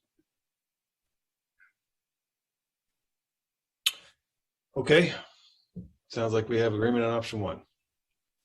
Great. Okay, that takes us to the urban design recommendations for the adjacent communities. These are on the bottom of page 14. The first one is to refer to the Attainable Housing Strategies Initiative on building form in relationship to the street for new permitted housing types. The second is all new buildings in the neighborhood should be compatible in scale with the surrounding development, regardless of building type. 3, maintain mature tree canopy, but continue to plant and replace trees along the street as needed. And then the fourth urban design recommendation is directed at implementing the green loop, as many green loop elements as possible along 2nd Avenue, Ellsworth Drive, and Bonifant Street. And council staff suggests simply eliminating the first bullet, consistent with the other removal of references to the attainable housing strategies, but supports the remaining 3 bullets on urban design. Okay. All right, keep going. Sounds good. No objections. The next are parks and public spaces. We have Ellsworth Urban Park. Will continue as a key destination in this district, and the plan recommends renovating this park, particularly along the frontage on Colesville Road. And council staff supports this recommendation. Is any questions? No. The next is the opportunity sites, and this is states that the block, including 8505 Springvale and 620 Pershing Drive. This is again the senior facility. The plan proposes rezoning from R60 to CRT to support future redevelopment for multifamily. Council staff supports that as well. Unless there's any questions, we can move into the zoning. The first one is just to confirm all zoning unless changed in the zoning table. The second one says convert parcels zoned EOF to CR. This is, I think, actually in the wrong location. I think this was what should have been in the downtown north communities. There is no EOF within the adjacent communities. So we'll discuss this in a few minutes. The third zoning recommendation is to convert parcels that is currently zoned RT 12.5 to the townhouse high density zone. This is just an updating of the zoning based on the zoning rewrite. Rezone our 60 parcels on the blocks in East Silver Spring that include the CR parcels in the Fenton Village. This is what you've already discussed. Those are all those properties that are to the west of Grove Street. And then you have 8901 Colesville Road. This is the former Silver Spring Library, currently zoned R60, and is being recommended for a commercial residential floating zone that could be appropriate in the future. It doesn't actually put the floating zone property on this land. It just says if a development opportunity exists in the future, that property owner could seek a floating zone. That it, as a recommendation of the master plan, will make it easier for that to go through the approval process. And then block 8505 Springvale and Pershing Drive. This is the senior housing facility again, proposed for CRT zoning. These are shown again, that map we had on the screen earlier is page 16 in the plan, and the zoning tables take up most of pages 17, a little bit of 18. And there is a correction here as well. And it has to do with one of the properties along that block. It's, it was being recommended for zoning consistency to a CRM with 0.5 commercial. No, I'm sorry. It was recommended for 0.75 in the CRN zone, but 0 commercial. And this one property actually is currently being used as an office, and its current zoning does allow 0.5 of commercial. So this correction, council staff just recommends that the new zoning recommendation is fine with the exception of the commercial. Rather than it having 0 commercial, it should just retain its 0.5 of commercial so that it's not made non-conforming. And that's at the bottom of 18. Andrew. Yeah, sorry. This is probably more went through it so quickly. The parks, trails, and public spaces, but related to the community. Sorry. No, it's okay. And I don't want to interrupt you. But there's just been questions raised and some correspondence about one of the community gardens and the recommendation for that as a privately owned property that was being treated as a public property. My understanding is it's it's basically a $1 lease. It's underutilized property that may be redeveloped, and in the meantime, it's being used as a community garden. And I don't know that we're gonna be able to flesh it out here. I just did want to note it publicly, but there have been conversations I know between planning staff and I believe council staff, and if we could just clarify the community garden aspect, make sure that we understand it before we approve this language, that we not. So, Councilmember Friedson, I think that the community gardens you're talking about are the ones on King Street, and we have been having conversations about those, and those were recommendations that were made in the South Silver Spring District. But a similar recommendation is made again in the parks section, and I've made a note of it to myself there. So we will clarify ownership of those properties and what that means for master plan language when we go through the parks section, if that's okay. And then we'll make it consistent with whatever's discussed then with the South Silver Spring District language, because that's the only other place it's repeated. Yes, sounds good. There's some multiple references to community gardens, and I think it's just important that gets clarified. So I appreciate that. Like I said, I don't think it's necessarily for this conversation. Appreciate it. Okay. Okay. So, if we're okay with the zoning, I mean, again, yes. I don't think there's any. You've recommended a correction. Mm-hmm. No problem here. I don't think anyone has raised a hand, so without objection. Great. Thank you. Now we're at the top of page 19. This is an addendum to the Downtown North review. While we were reviewing that, the zoning table was missing a zoning change. It actually had map number 66, and it's on table 6, which showed that there was EOF zoning of 3 FAR and a height of 100 that was being proposed to be reclassified to a CR zone, same FAR of 3 and a height of 100, not a very big change. But it didn't show that these properties are actually currently split zoned with a portion of the properties currently in the R60 zone. And so therefore the table should have included the indication that there are 2 R60 properties or parcels that are being recommended for CR zoning with an FAR of 3 and a height of 100. They're currently, like I said, R60. They abut other R60 homes. We did, the reason I realized it, not during the review of the Downtown North District, but recently was in reviewing the adjacent communities testimony that came in. Some of the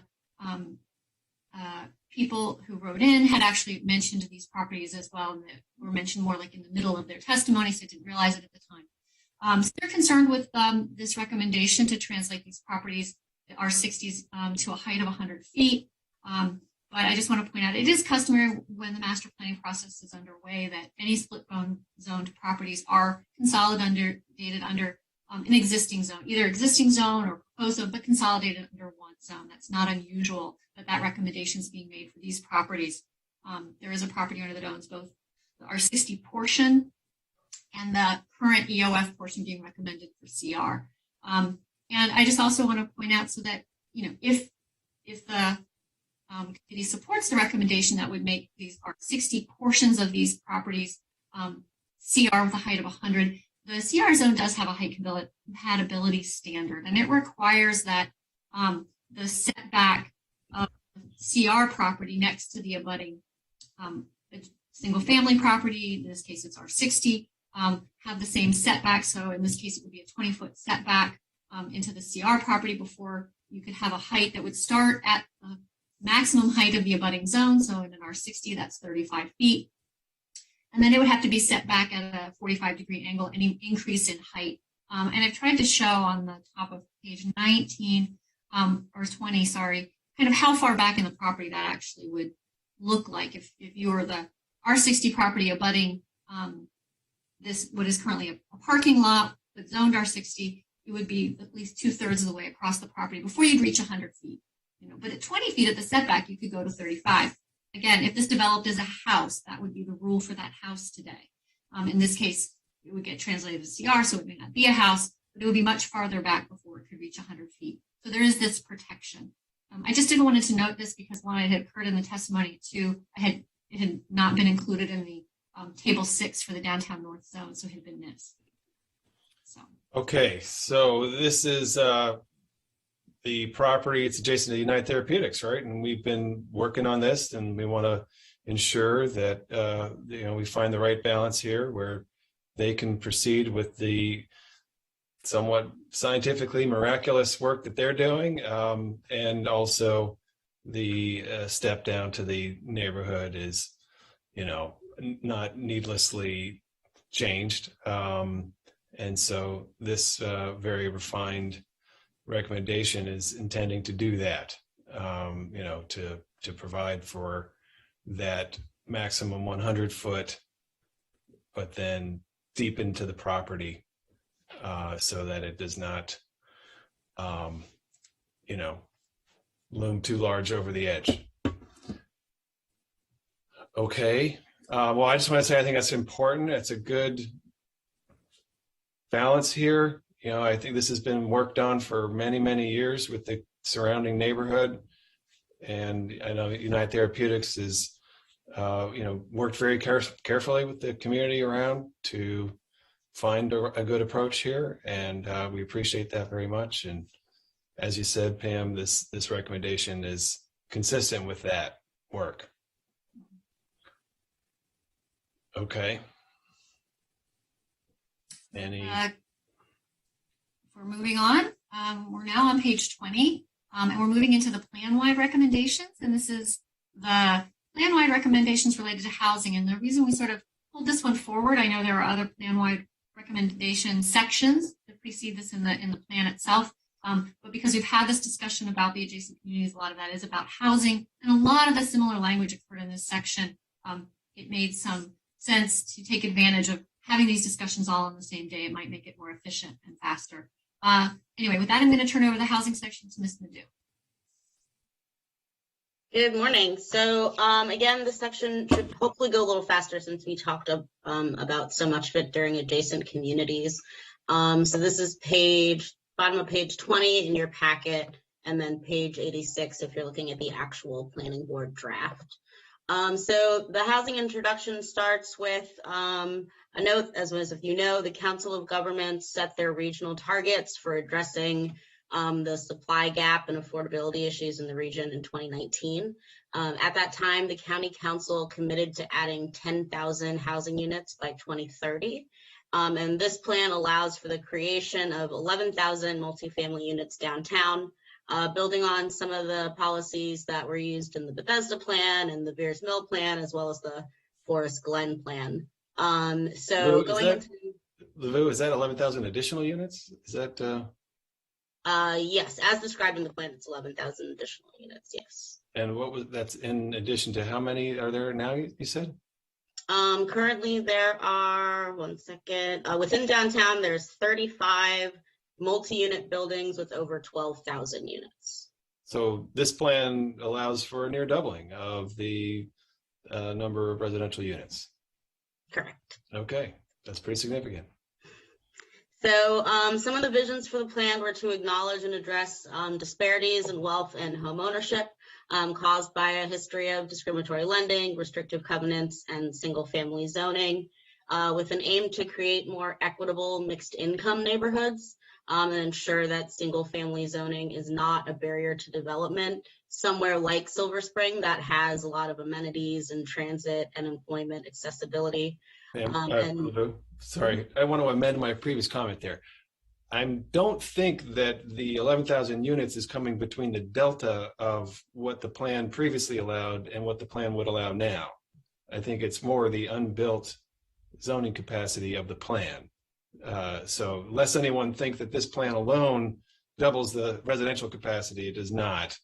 But it's worth noting that the complete residential capacity of the plan afterwards would be a near doubling. I could ask, what the existing capacity is. If you have that handy, would be delighted to hear it. Otherwise, we can come back to it later. Yeah, we can come back to it later. But again, This plan does not double the number of potential units. There's already far more allowed than the presently built. This plan does it in a better way, probably does add more units, but I think it does it in a better way, in a way that's more consistent with our planning intentions and goals. So, you know, that's an important part of the process, is to take your what is zoned and change it so that it's more like what you want. You know, that's partly what this plan hopes to achieve. So, okay, thank you. Sorry, didn't mean to interrupt you there, Labu. No, it's okay. And lastly, the housing plan-wide recommendation will allow a transition from the downtown commercial uses to the surrounding residential neighborhoods, with the potential for new housing types in the adjacent communities. So that's basically the intro section of the housing plan-wide recommendation in the plan. Here, as noted with adjacent communities, there are several references to Thrive as well as the attainable housing strategy. So for the reasons Ms. Dunn covered before, council staff does recommend taking out those references, but still keeping the intent of what the actual visions and goals are. So that's the first recommendation from staff for this section. Okay. Sounds fine. Please proceed. So next is the goals, which start on page 22 of the packet. So there's a few goals here. The first is expanding opportunities to increase residential density. So this is where that adding units comes in, especially along major corridors and where additional housing will assist in developing complete communities. So for those listening, for complete communities is basically walkable places with a variety of land uses and services and amenities that meet the needs of the residents and workers in that area. The next goal is to facilitate the development of a variety of housing types everywhere in the county, but especially in air transit, employment, and educational opportunities. To support creating housing options like single room occupancy units, tiny houses, cottages, duplexes, multiplexes, small apartment buildings, shared housing, co-housing, accessory dwelling units, social housing, cooperative housing, all the creative types of housing that we are trying to encourage. You mentioned upside down housing. I think you might have missed upside down housing. All right. Surprisingly, not one of them. That's a cake. That's a very good cake. Increasing the number of income restricted affordable housing units, prioritizing using public land for co-location of housing with other uses, and then calibrating the applicability of the MPDU and other affordable housing programs to provide price-regulated units for all income levels. So again, council staff supports these goals. The only recommendation here is, again, there was a reference to Thrive in one of the bullet points, so just taking out that reference, but otherwise council staff supports these goals. Great. Well, these are the right goals. All right, So, good. Next up are the actual recommendations. So I'm going to go through the ones that council staff supports and doesn't have edits to first. So that's requiring all optional method projects to provide a minimum of 15%, which is required for the MPDU program or other equivalent affordable housing. To preserve existing market rate affordable housing where possible so that there's no net loss of affordable housing.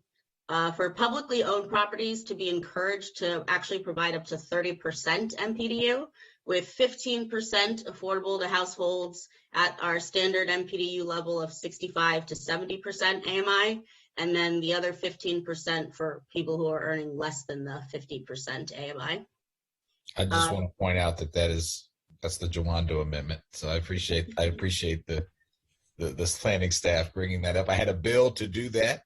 That was did not go well, but I'm glad to see it here. So thank you. Well, to my colleague, that is lower than we typically do with public property. So It's a floor.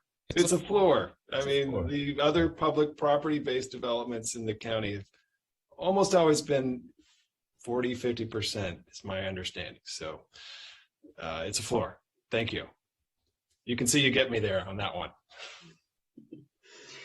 Providing a range of unit types for a diversity of households, so including families, seniors, and persons with disabilities. Supporting partnerships among public, private, and philanthropic institutions, again, to assist in the development of affordable housing, and then recognizing the need and support for the development of permanent supportive housing for the homeless. So those are the recommendations that council staff supports. Are there any efforts around no net loss, as we have done in the past, that use our zoning and other MOU processes to bring that about? How do you approach no net loss in this plan? So the plan itself speaks more generally and just says to aim for a goal of no net loss of affordable housing. It does not get specific about which programs are going to be used to do that. Planning might be able to give you an update of what programs they already have in place that do that, though, if you. I mean, I will say I'm not aware in this plan of a lot of existing, for example, garden style communities that are getting rezoned, right? And like that has been where we have often been pretty assertive about putting in very specific no net loss requirements where we think there are large residential communities that might be redeveloped. I'm less aware of that kind of property in this plan area. I mean, right, it's typically like commercial and retail, or maybe public and so on. Can you talk a little bit about that, Atara? Thanks. Or Lisa Gavoni could also talk Yes. about that. Okay, great. Lisa. My hand, so we can get Lisa on here. Lisa, are you here before I start talking? Yes, I'm here. Okay, great. Take it away. Sure. So the plan, as Ms. Nadeau mentioned, generally speaks about preserving market rate affordable housing as a goal overall for the plan. We actually reached out to every garden style apartment building in the Silver Spring plan, and there didn't seem to be real appetite for redevelopment. As you recall, for the Veers Mill, there was an appetite there, so we were able to work with the property owner to kind of have those specific property-specific recommendations. We don't have that here, so it's just a general goal, so that if a project were to come in, that there would be that master plan conformance element to look for instead of site-specific. Where are those properties even? There's some in South Silver Spring that we talked about.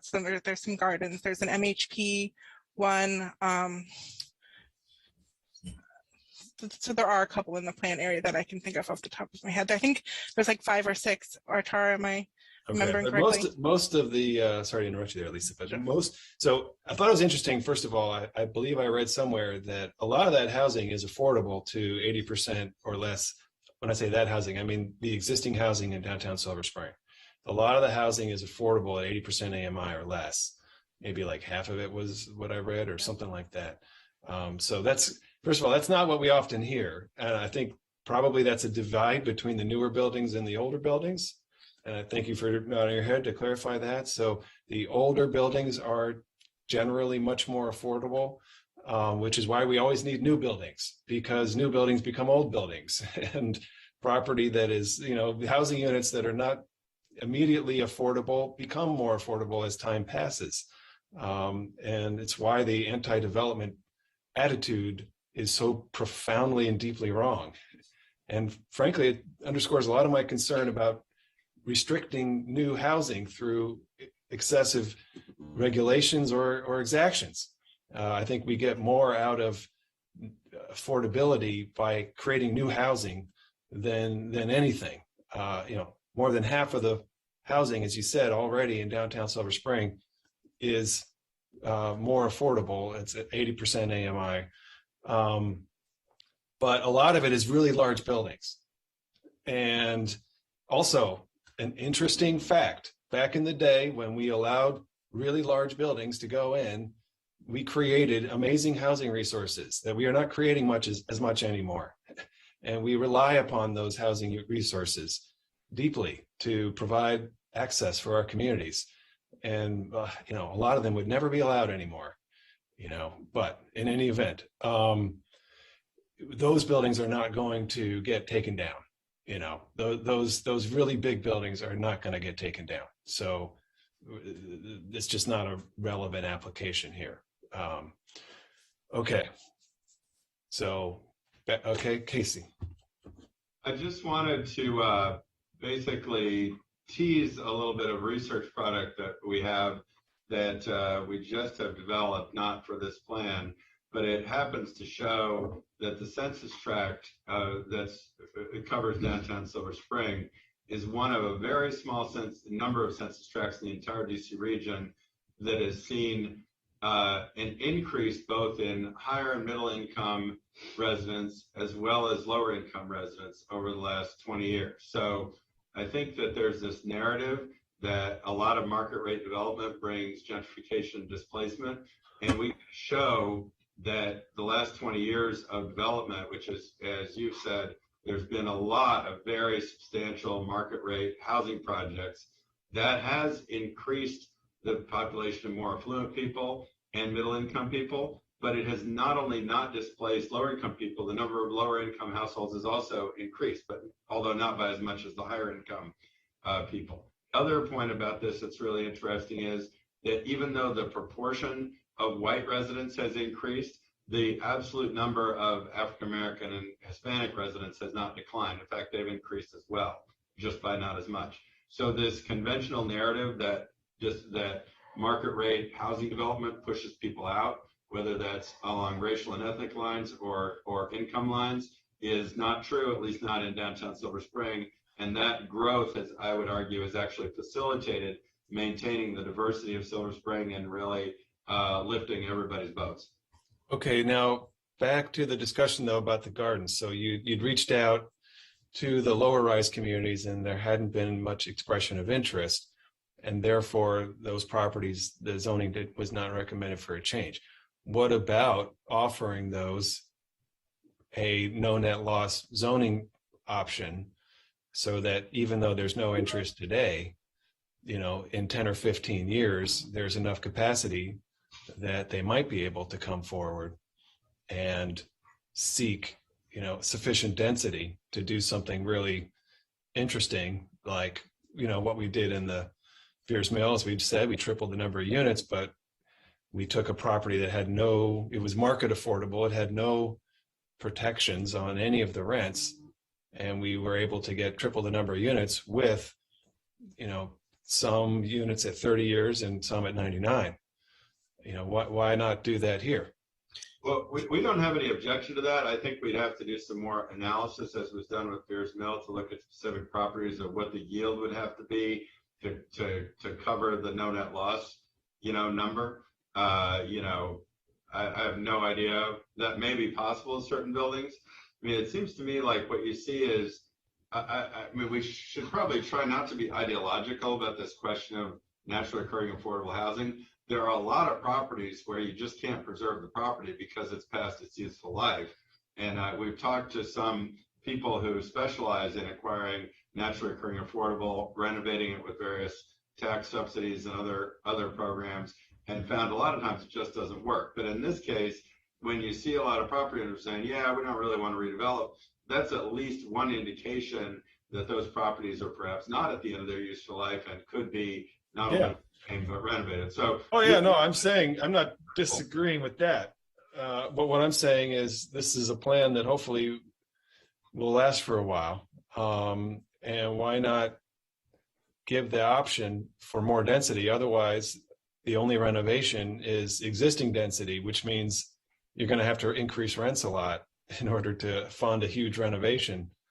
And then once you fund a huge renovation, you got to be able to pay for that. So generally allowing more density enables us to address that aging housing stock in this particular type, not in a Georgian Towers, but I think it'd be great to hear from Lisa Gavoni on this. Okay, great. Sure. Certainly, if the committee would like, I could work with Atara and council staff to come back with a yield for the gardens. And there are some other, like the Twin Towers, older, aging apartment multifamilies, and we can, develop some site-specific language. We did do that for the Forest Gun Plan when it was at the council. There was properties that we worked through language, and we can certainly do that. I will also say that there is a plan-wide recommendation to preserve existing market rate affordable housing where possible, striving for no net loss of affordable housing. So we have that plan-wide recommendation, but I think what you're looking for is site-specific recommendations. Yeah, I mean, I think a plan-wide recommendation along those lines is tough, because like at any given juncture, what will it get applied? How would it be achieved? So stuff that gets into it at a more site-specific level, I think could be helpful. And again, these are properties where I think often you haven't recommended additional density. So, that is more assured that in the future, if they're going to stay their same density, major project renovations are going to have a real impact. And for those particularly, for ones where you haven't allocated more density, maybe I would like you please to talk to your team and Pam and let us know if there is a no net loss strategy we could potentially use there. Okay, Will. Yes, thank you. I know there is this larger, I guess you'll get to it, Ms. Nadeau, in the packet here about no net loss having to comport with, I'm just trying to find it. In order to get approval, you have to have a no net loss. And I think you say that's not necessary, that later on. So there is some language, as we're discussing for the plan wide, which I do think is important. I think having lived in many of the downtown Silver Spring apartments, the bigger, more affordable one, quote unquote affordable. I'd like to point out that 80% of AMI is not affordable. So more affordable than 100%. Well, 100% is exorbitant. And I think 80% is but 100% is average actually, but yes. Okay. Well, we could argue about what's average based on what you need to make to achieve those, but having rented there for a long time, and I think our colleague Dan Reed did some analysis that underscores a point that was made, that even the older housing the prices had gone up and had fluctuated, and there have been rents that were continuing to rise because there's not enough housing, which is a point I think there is general agreement on. And there is some filtering that happens, but it's not always consistent, and depends on where you are. But to the point of the no net loss strategy, while I'm always interested to see any specific recommendations, I do think it is important to maintain the affordability of the zoning of the current garden style places that is done here. I would always be interested to see what opportunities arise, but there's obviously been a lot of housing added in downtown Silver Spring over the last number of years here, and so it's just there's a lot of things going into that. It's a unique place, but I think we can always have more discussion about what that might look like. But I don't think anyone's suggesting doing it in this plan, but down the line, I think we could look at it. Well, I was suggesting that they bring us recommendations for properties that otherwise haven't been upzoned, where they would be able to access upzoning, if they provided, at least as many units as existed that are not protected into our program, so that they would be protected, as we did in Veers Mill. So I'd like them to see if that's possible here. Okay, go ahead. I had a child run in, so I just muted. But yes, you can go ahead, Ms. Wright. Go ahead, and I'll come back. Right. What I wanted to say is that I think the level of analysis that perhaps Councilmember Reamer is asking for is pretty extensive, because there are quite a few sites where we'd have to do a lot of analysis, and it could be a lot of change. Now, what has happened in the example in Forest Glen is that there was a garden apartment owned by a private nonprofit affordable housing developer, and they went through a local map amendment. So one thing that could be done is to put some general language in the document above and beyond generally striving for no net loss, to say that if there are properties that have the potential to move forward with a no net loss preservation or no net loss new development, then they would be appropriate for a local map amendment. And then it could be reviewed in the future as these properties come forward. The local map amendment is actually a great process. It does allow for a detailed analysis of properties. And if it was given that criteria, any property that may not be thinking today about redevelopment, but 10 years from now may be thinking about it, could consider a local map amendment and would have master plan support for that. Appreciate that. I think that makes some sense to me. The reason I assumed it couldn't be done in this plan is because I thought it would take a while to do that. But let's find out what's possible, please. I'm not sure I'm totally sold on what was just explained, but let's let the experts sit down at the table and ask council staff to see how we could achieve no net loss recommendations, what menu of options there might be. I think from the more impactful to the more neutral. Yeah. And I would just add, Mr. Rim, last point I was going to make is that, I know we had a very robust discussion a couple of years ago on the Veers Mill plan. It was my first master plan. I advocated for a more aggressive approach on more than no net loss. I think that is the baseline. And I know there's some, there can be disagreement about what that means in the context. I think in the context of Veers Mill, we were talking about 500 to 2,500. We were talking about a big expansion. Some of these might be smaller and no net loss might be appropriate. But I would just ask that planning, as you do that, could you just look at put it in its proper context and the scope and size of the project so that we can just at least have that discussion when we have it. So I just add that. Thank you. Well, I think you were also seeking to involve a public partner that may not be available here, as I recall. I don't know, it's a little hazy from my recollection. Okay. All right, so good. We got some follow-up there. Okay, so I'll note just to confirm, so the committee's recommendation here is for council staff and planning to work on language or do some research into those properties to see if we can add language that would provide density or do some things that no net loss would actually be possible. Well, yeah, I mean, let's acknowledge that the plan overall has a goal of no net loss of affordable housing. And,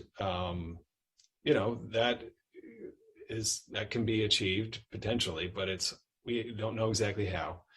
What we're seeking now is to look more at these specific properties and come back and see if we can identify some specific density plans that will make redevelopment on those particular properties, under a no net loss model. And then that would strengthen the overall plan ability to achieve the no net loss goal. And okay. Also, because I happen to have it in my notes, 80% AMI in 2020 was a household of 3 earning $90,720. So, and that is AMI, or is that 80? That's 80% AMI, right? You said? Yes. So household of 3, so 2 earners, making in the 40s theoretically, with 1 kid. No, I don't think. Yeah. I think that's not right. It was 99,000, so it was almost 100,000 if I've heard right. This is 80% of AMI, right? Yeah, it's 100,000, which would put you in the top, 5% of the nation. So just Well, no, that sounds about right to me. I mean, family of 4 AMI is like 115 or something like that. I think, right? Lisa, you're an AMI expert here. Sure. I think Councilmember Juwanda was thinking of what 80% would be for a family of 4. We're using family of 3 right here because the typical rental household is 3 people in Montgomery County, so that's why it's a little bit lower at 90,000. But I can get you the exact numbers in a breakdown of a chart if that would be helpful. Always good to have more information. Thank you. Okay, so the next recommendation was to increase infill housing opportunities in office buildings that have high vacancy rates. And other underused properties by setting commercial and residential densities the same. This has come up in a couple past work sessions on this plan at this committee. Council staff supports the recommendation, but did want to note that the committee has asked to revisit whether additional language should be added to the plan about this recommendation, about setting commercial and residential density the same, just to make sure that we are meeting our economic growth goals as well.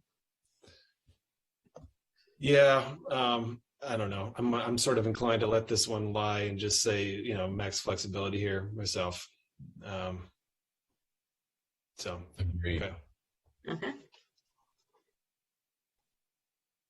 The next recommendation is to, last two bullet points really are to take action on attainable housing and adopt a ZTA that allows duplexes, triplexes, and quadplexes by right. And if attainable housing not adopted, allow those housing types by right in the R60 zones, which is the adjacent communities, through a ZTA. So council staff recommends, again, removing references to attainable housing strategies since it hasn't passed yet, but also removing references to a ZTA since there hasn't been one. We don't know what's in it. So best practice is to take out the reference to the ZTA as well.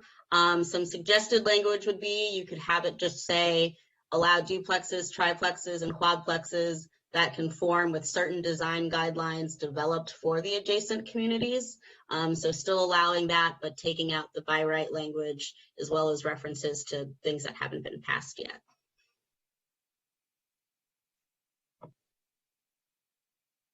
And that is on page, I believe, 23 of the packet. Okay. Sort of wondering why include this at all. This is in the zoning section? This is in the recommendation section for housing. So it's, I think, it's the last two bullet points in this section of the plan.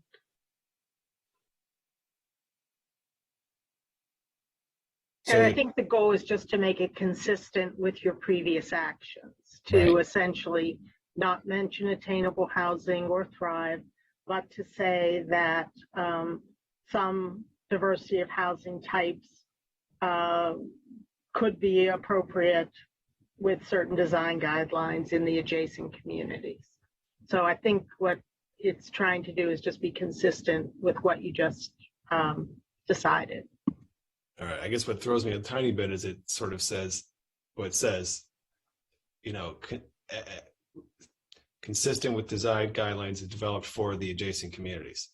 That assumes that we will develop design guidelines for the adjacent communities. It's a little unclear if a future ZTA would take advantage of the adjacent communities here or not, so that's where it gets a little bit confusing.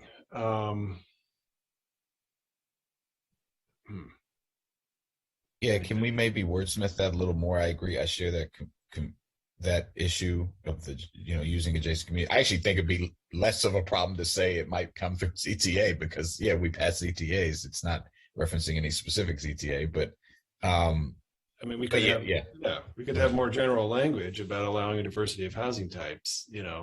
Right. I would recommend that we just literally adopt the language that is completely consistent verbatim with the housing element. So if there could be some work between planning staff and council staff to just take the summary high-level language that is already the adopted housing policy of the county through the housing element and note it there without saying that it is a specific to this area for this reason. I don't think that we should have references to zoning text amendments, and I think that's reflective of the prior decision that we had made and consistent with what our current policy is. Okay. So I think then one recommendation would then be to to take out the design guidelines adjacent communities reference and use, I think, language that is elsewhere in the plan that just says like allowing a diversity of housing types. I mean, I guess you could also still say duplexes, triplexes, quadplexes, but not singling out that specific district. Yeah, I think the broad diversity of housing types language would be most appropriate here personally. Okay. Yeah, if you could just share that around so we know. Let's take a look at that. That could work. Yeah.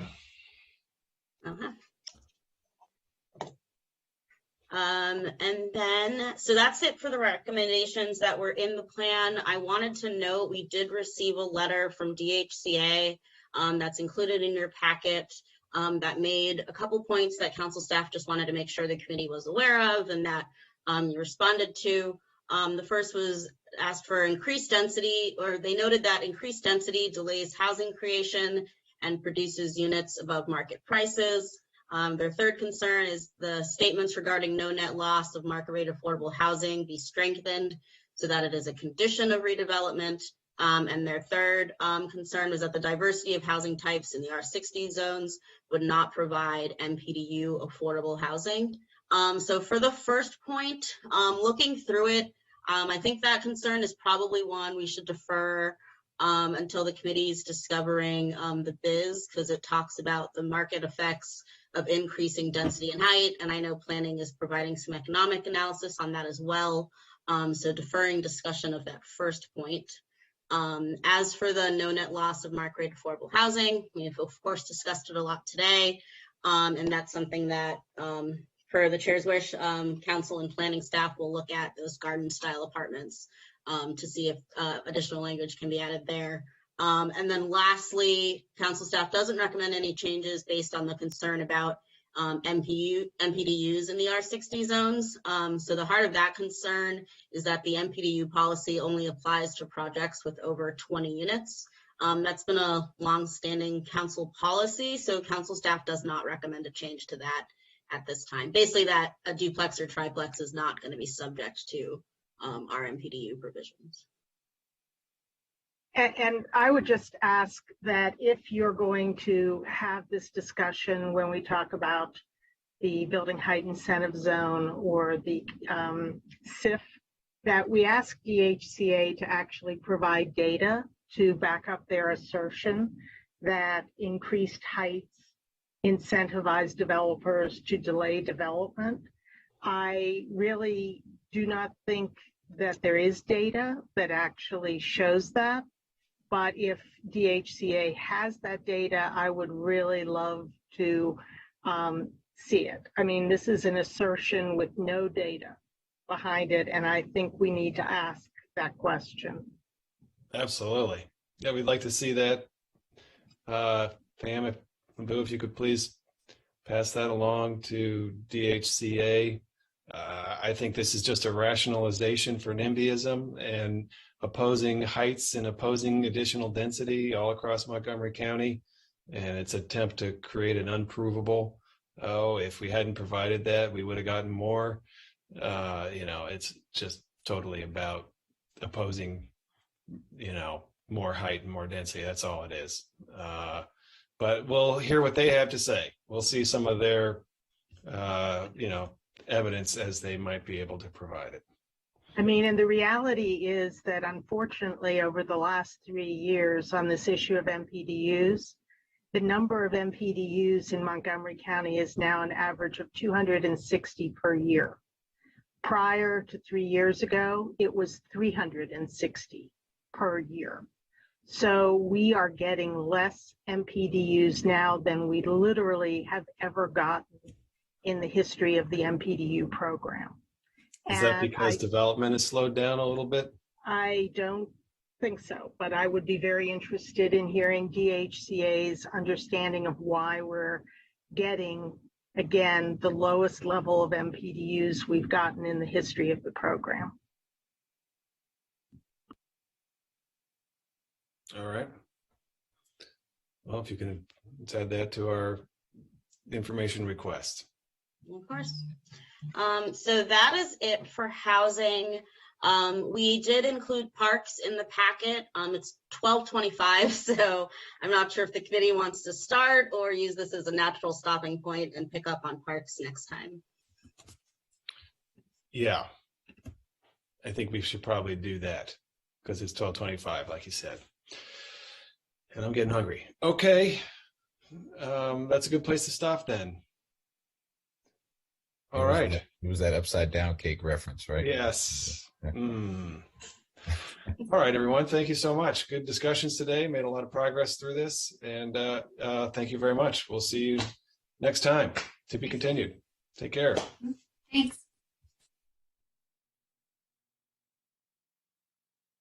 Now we're going to go join one of the members of the legendary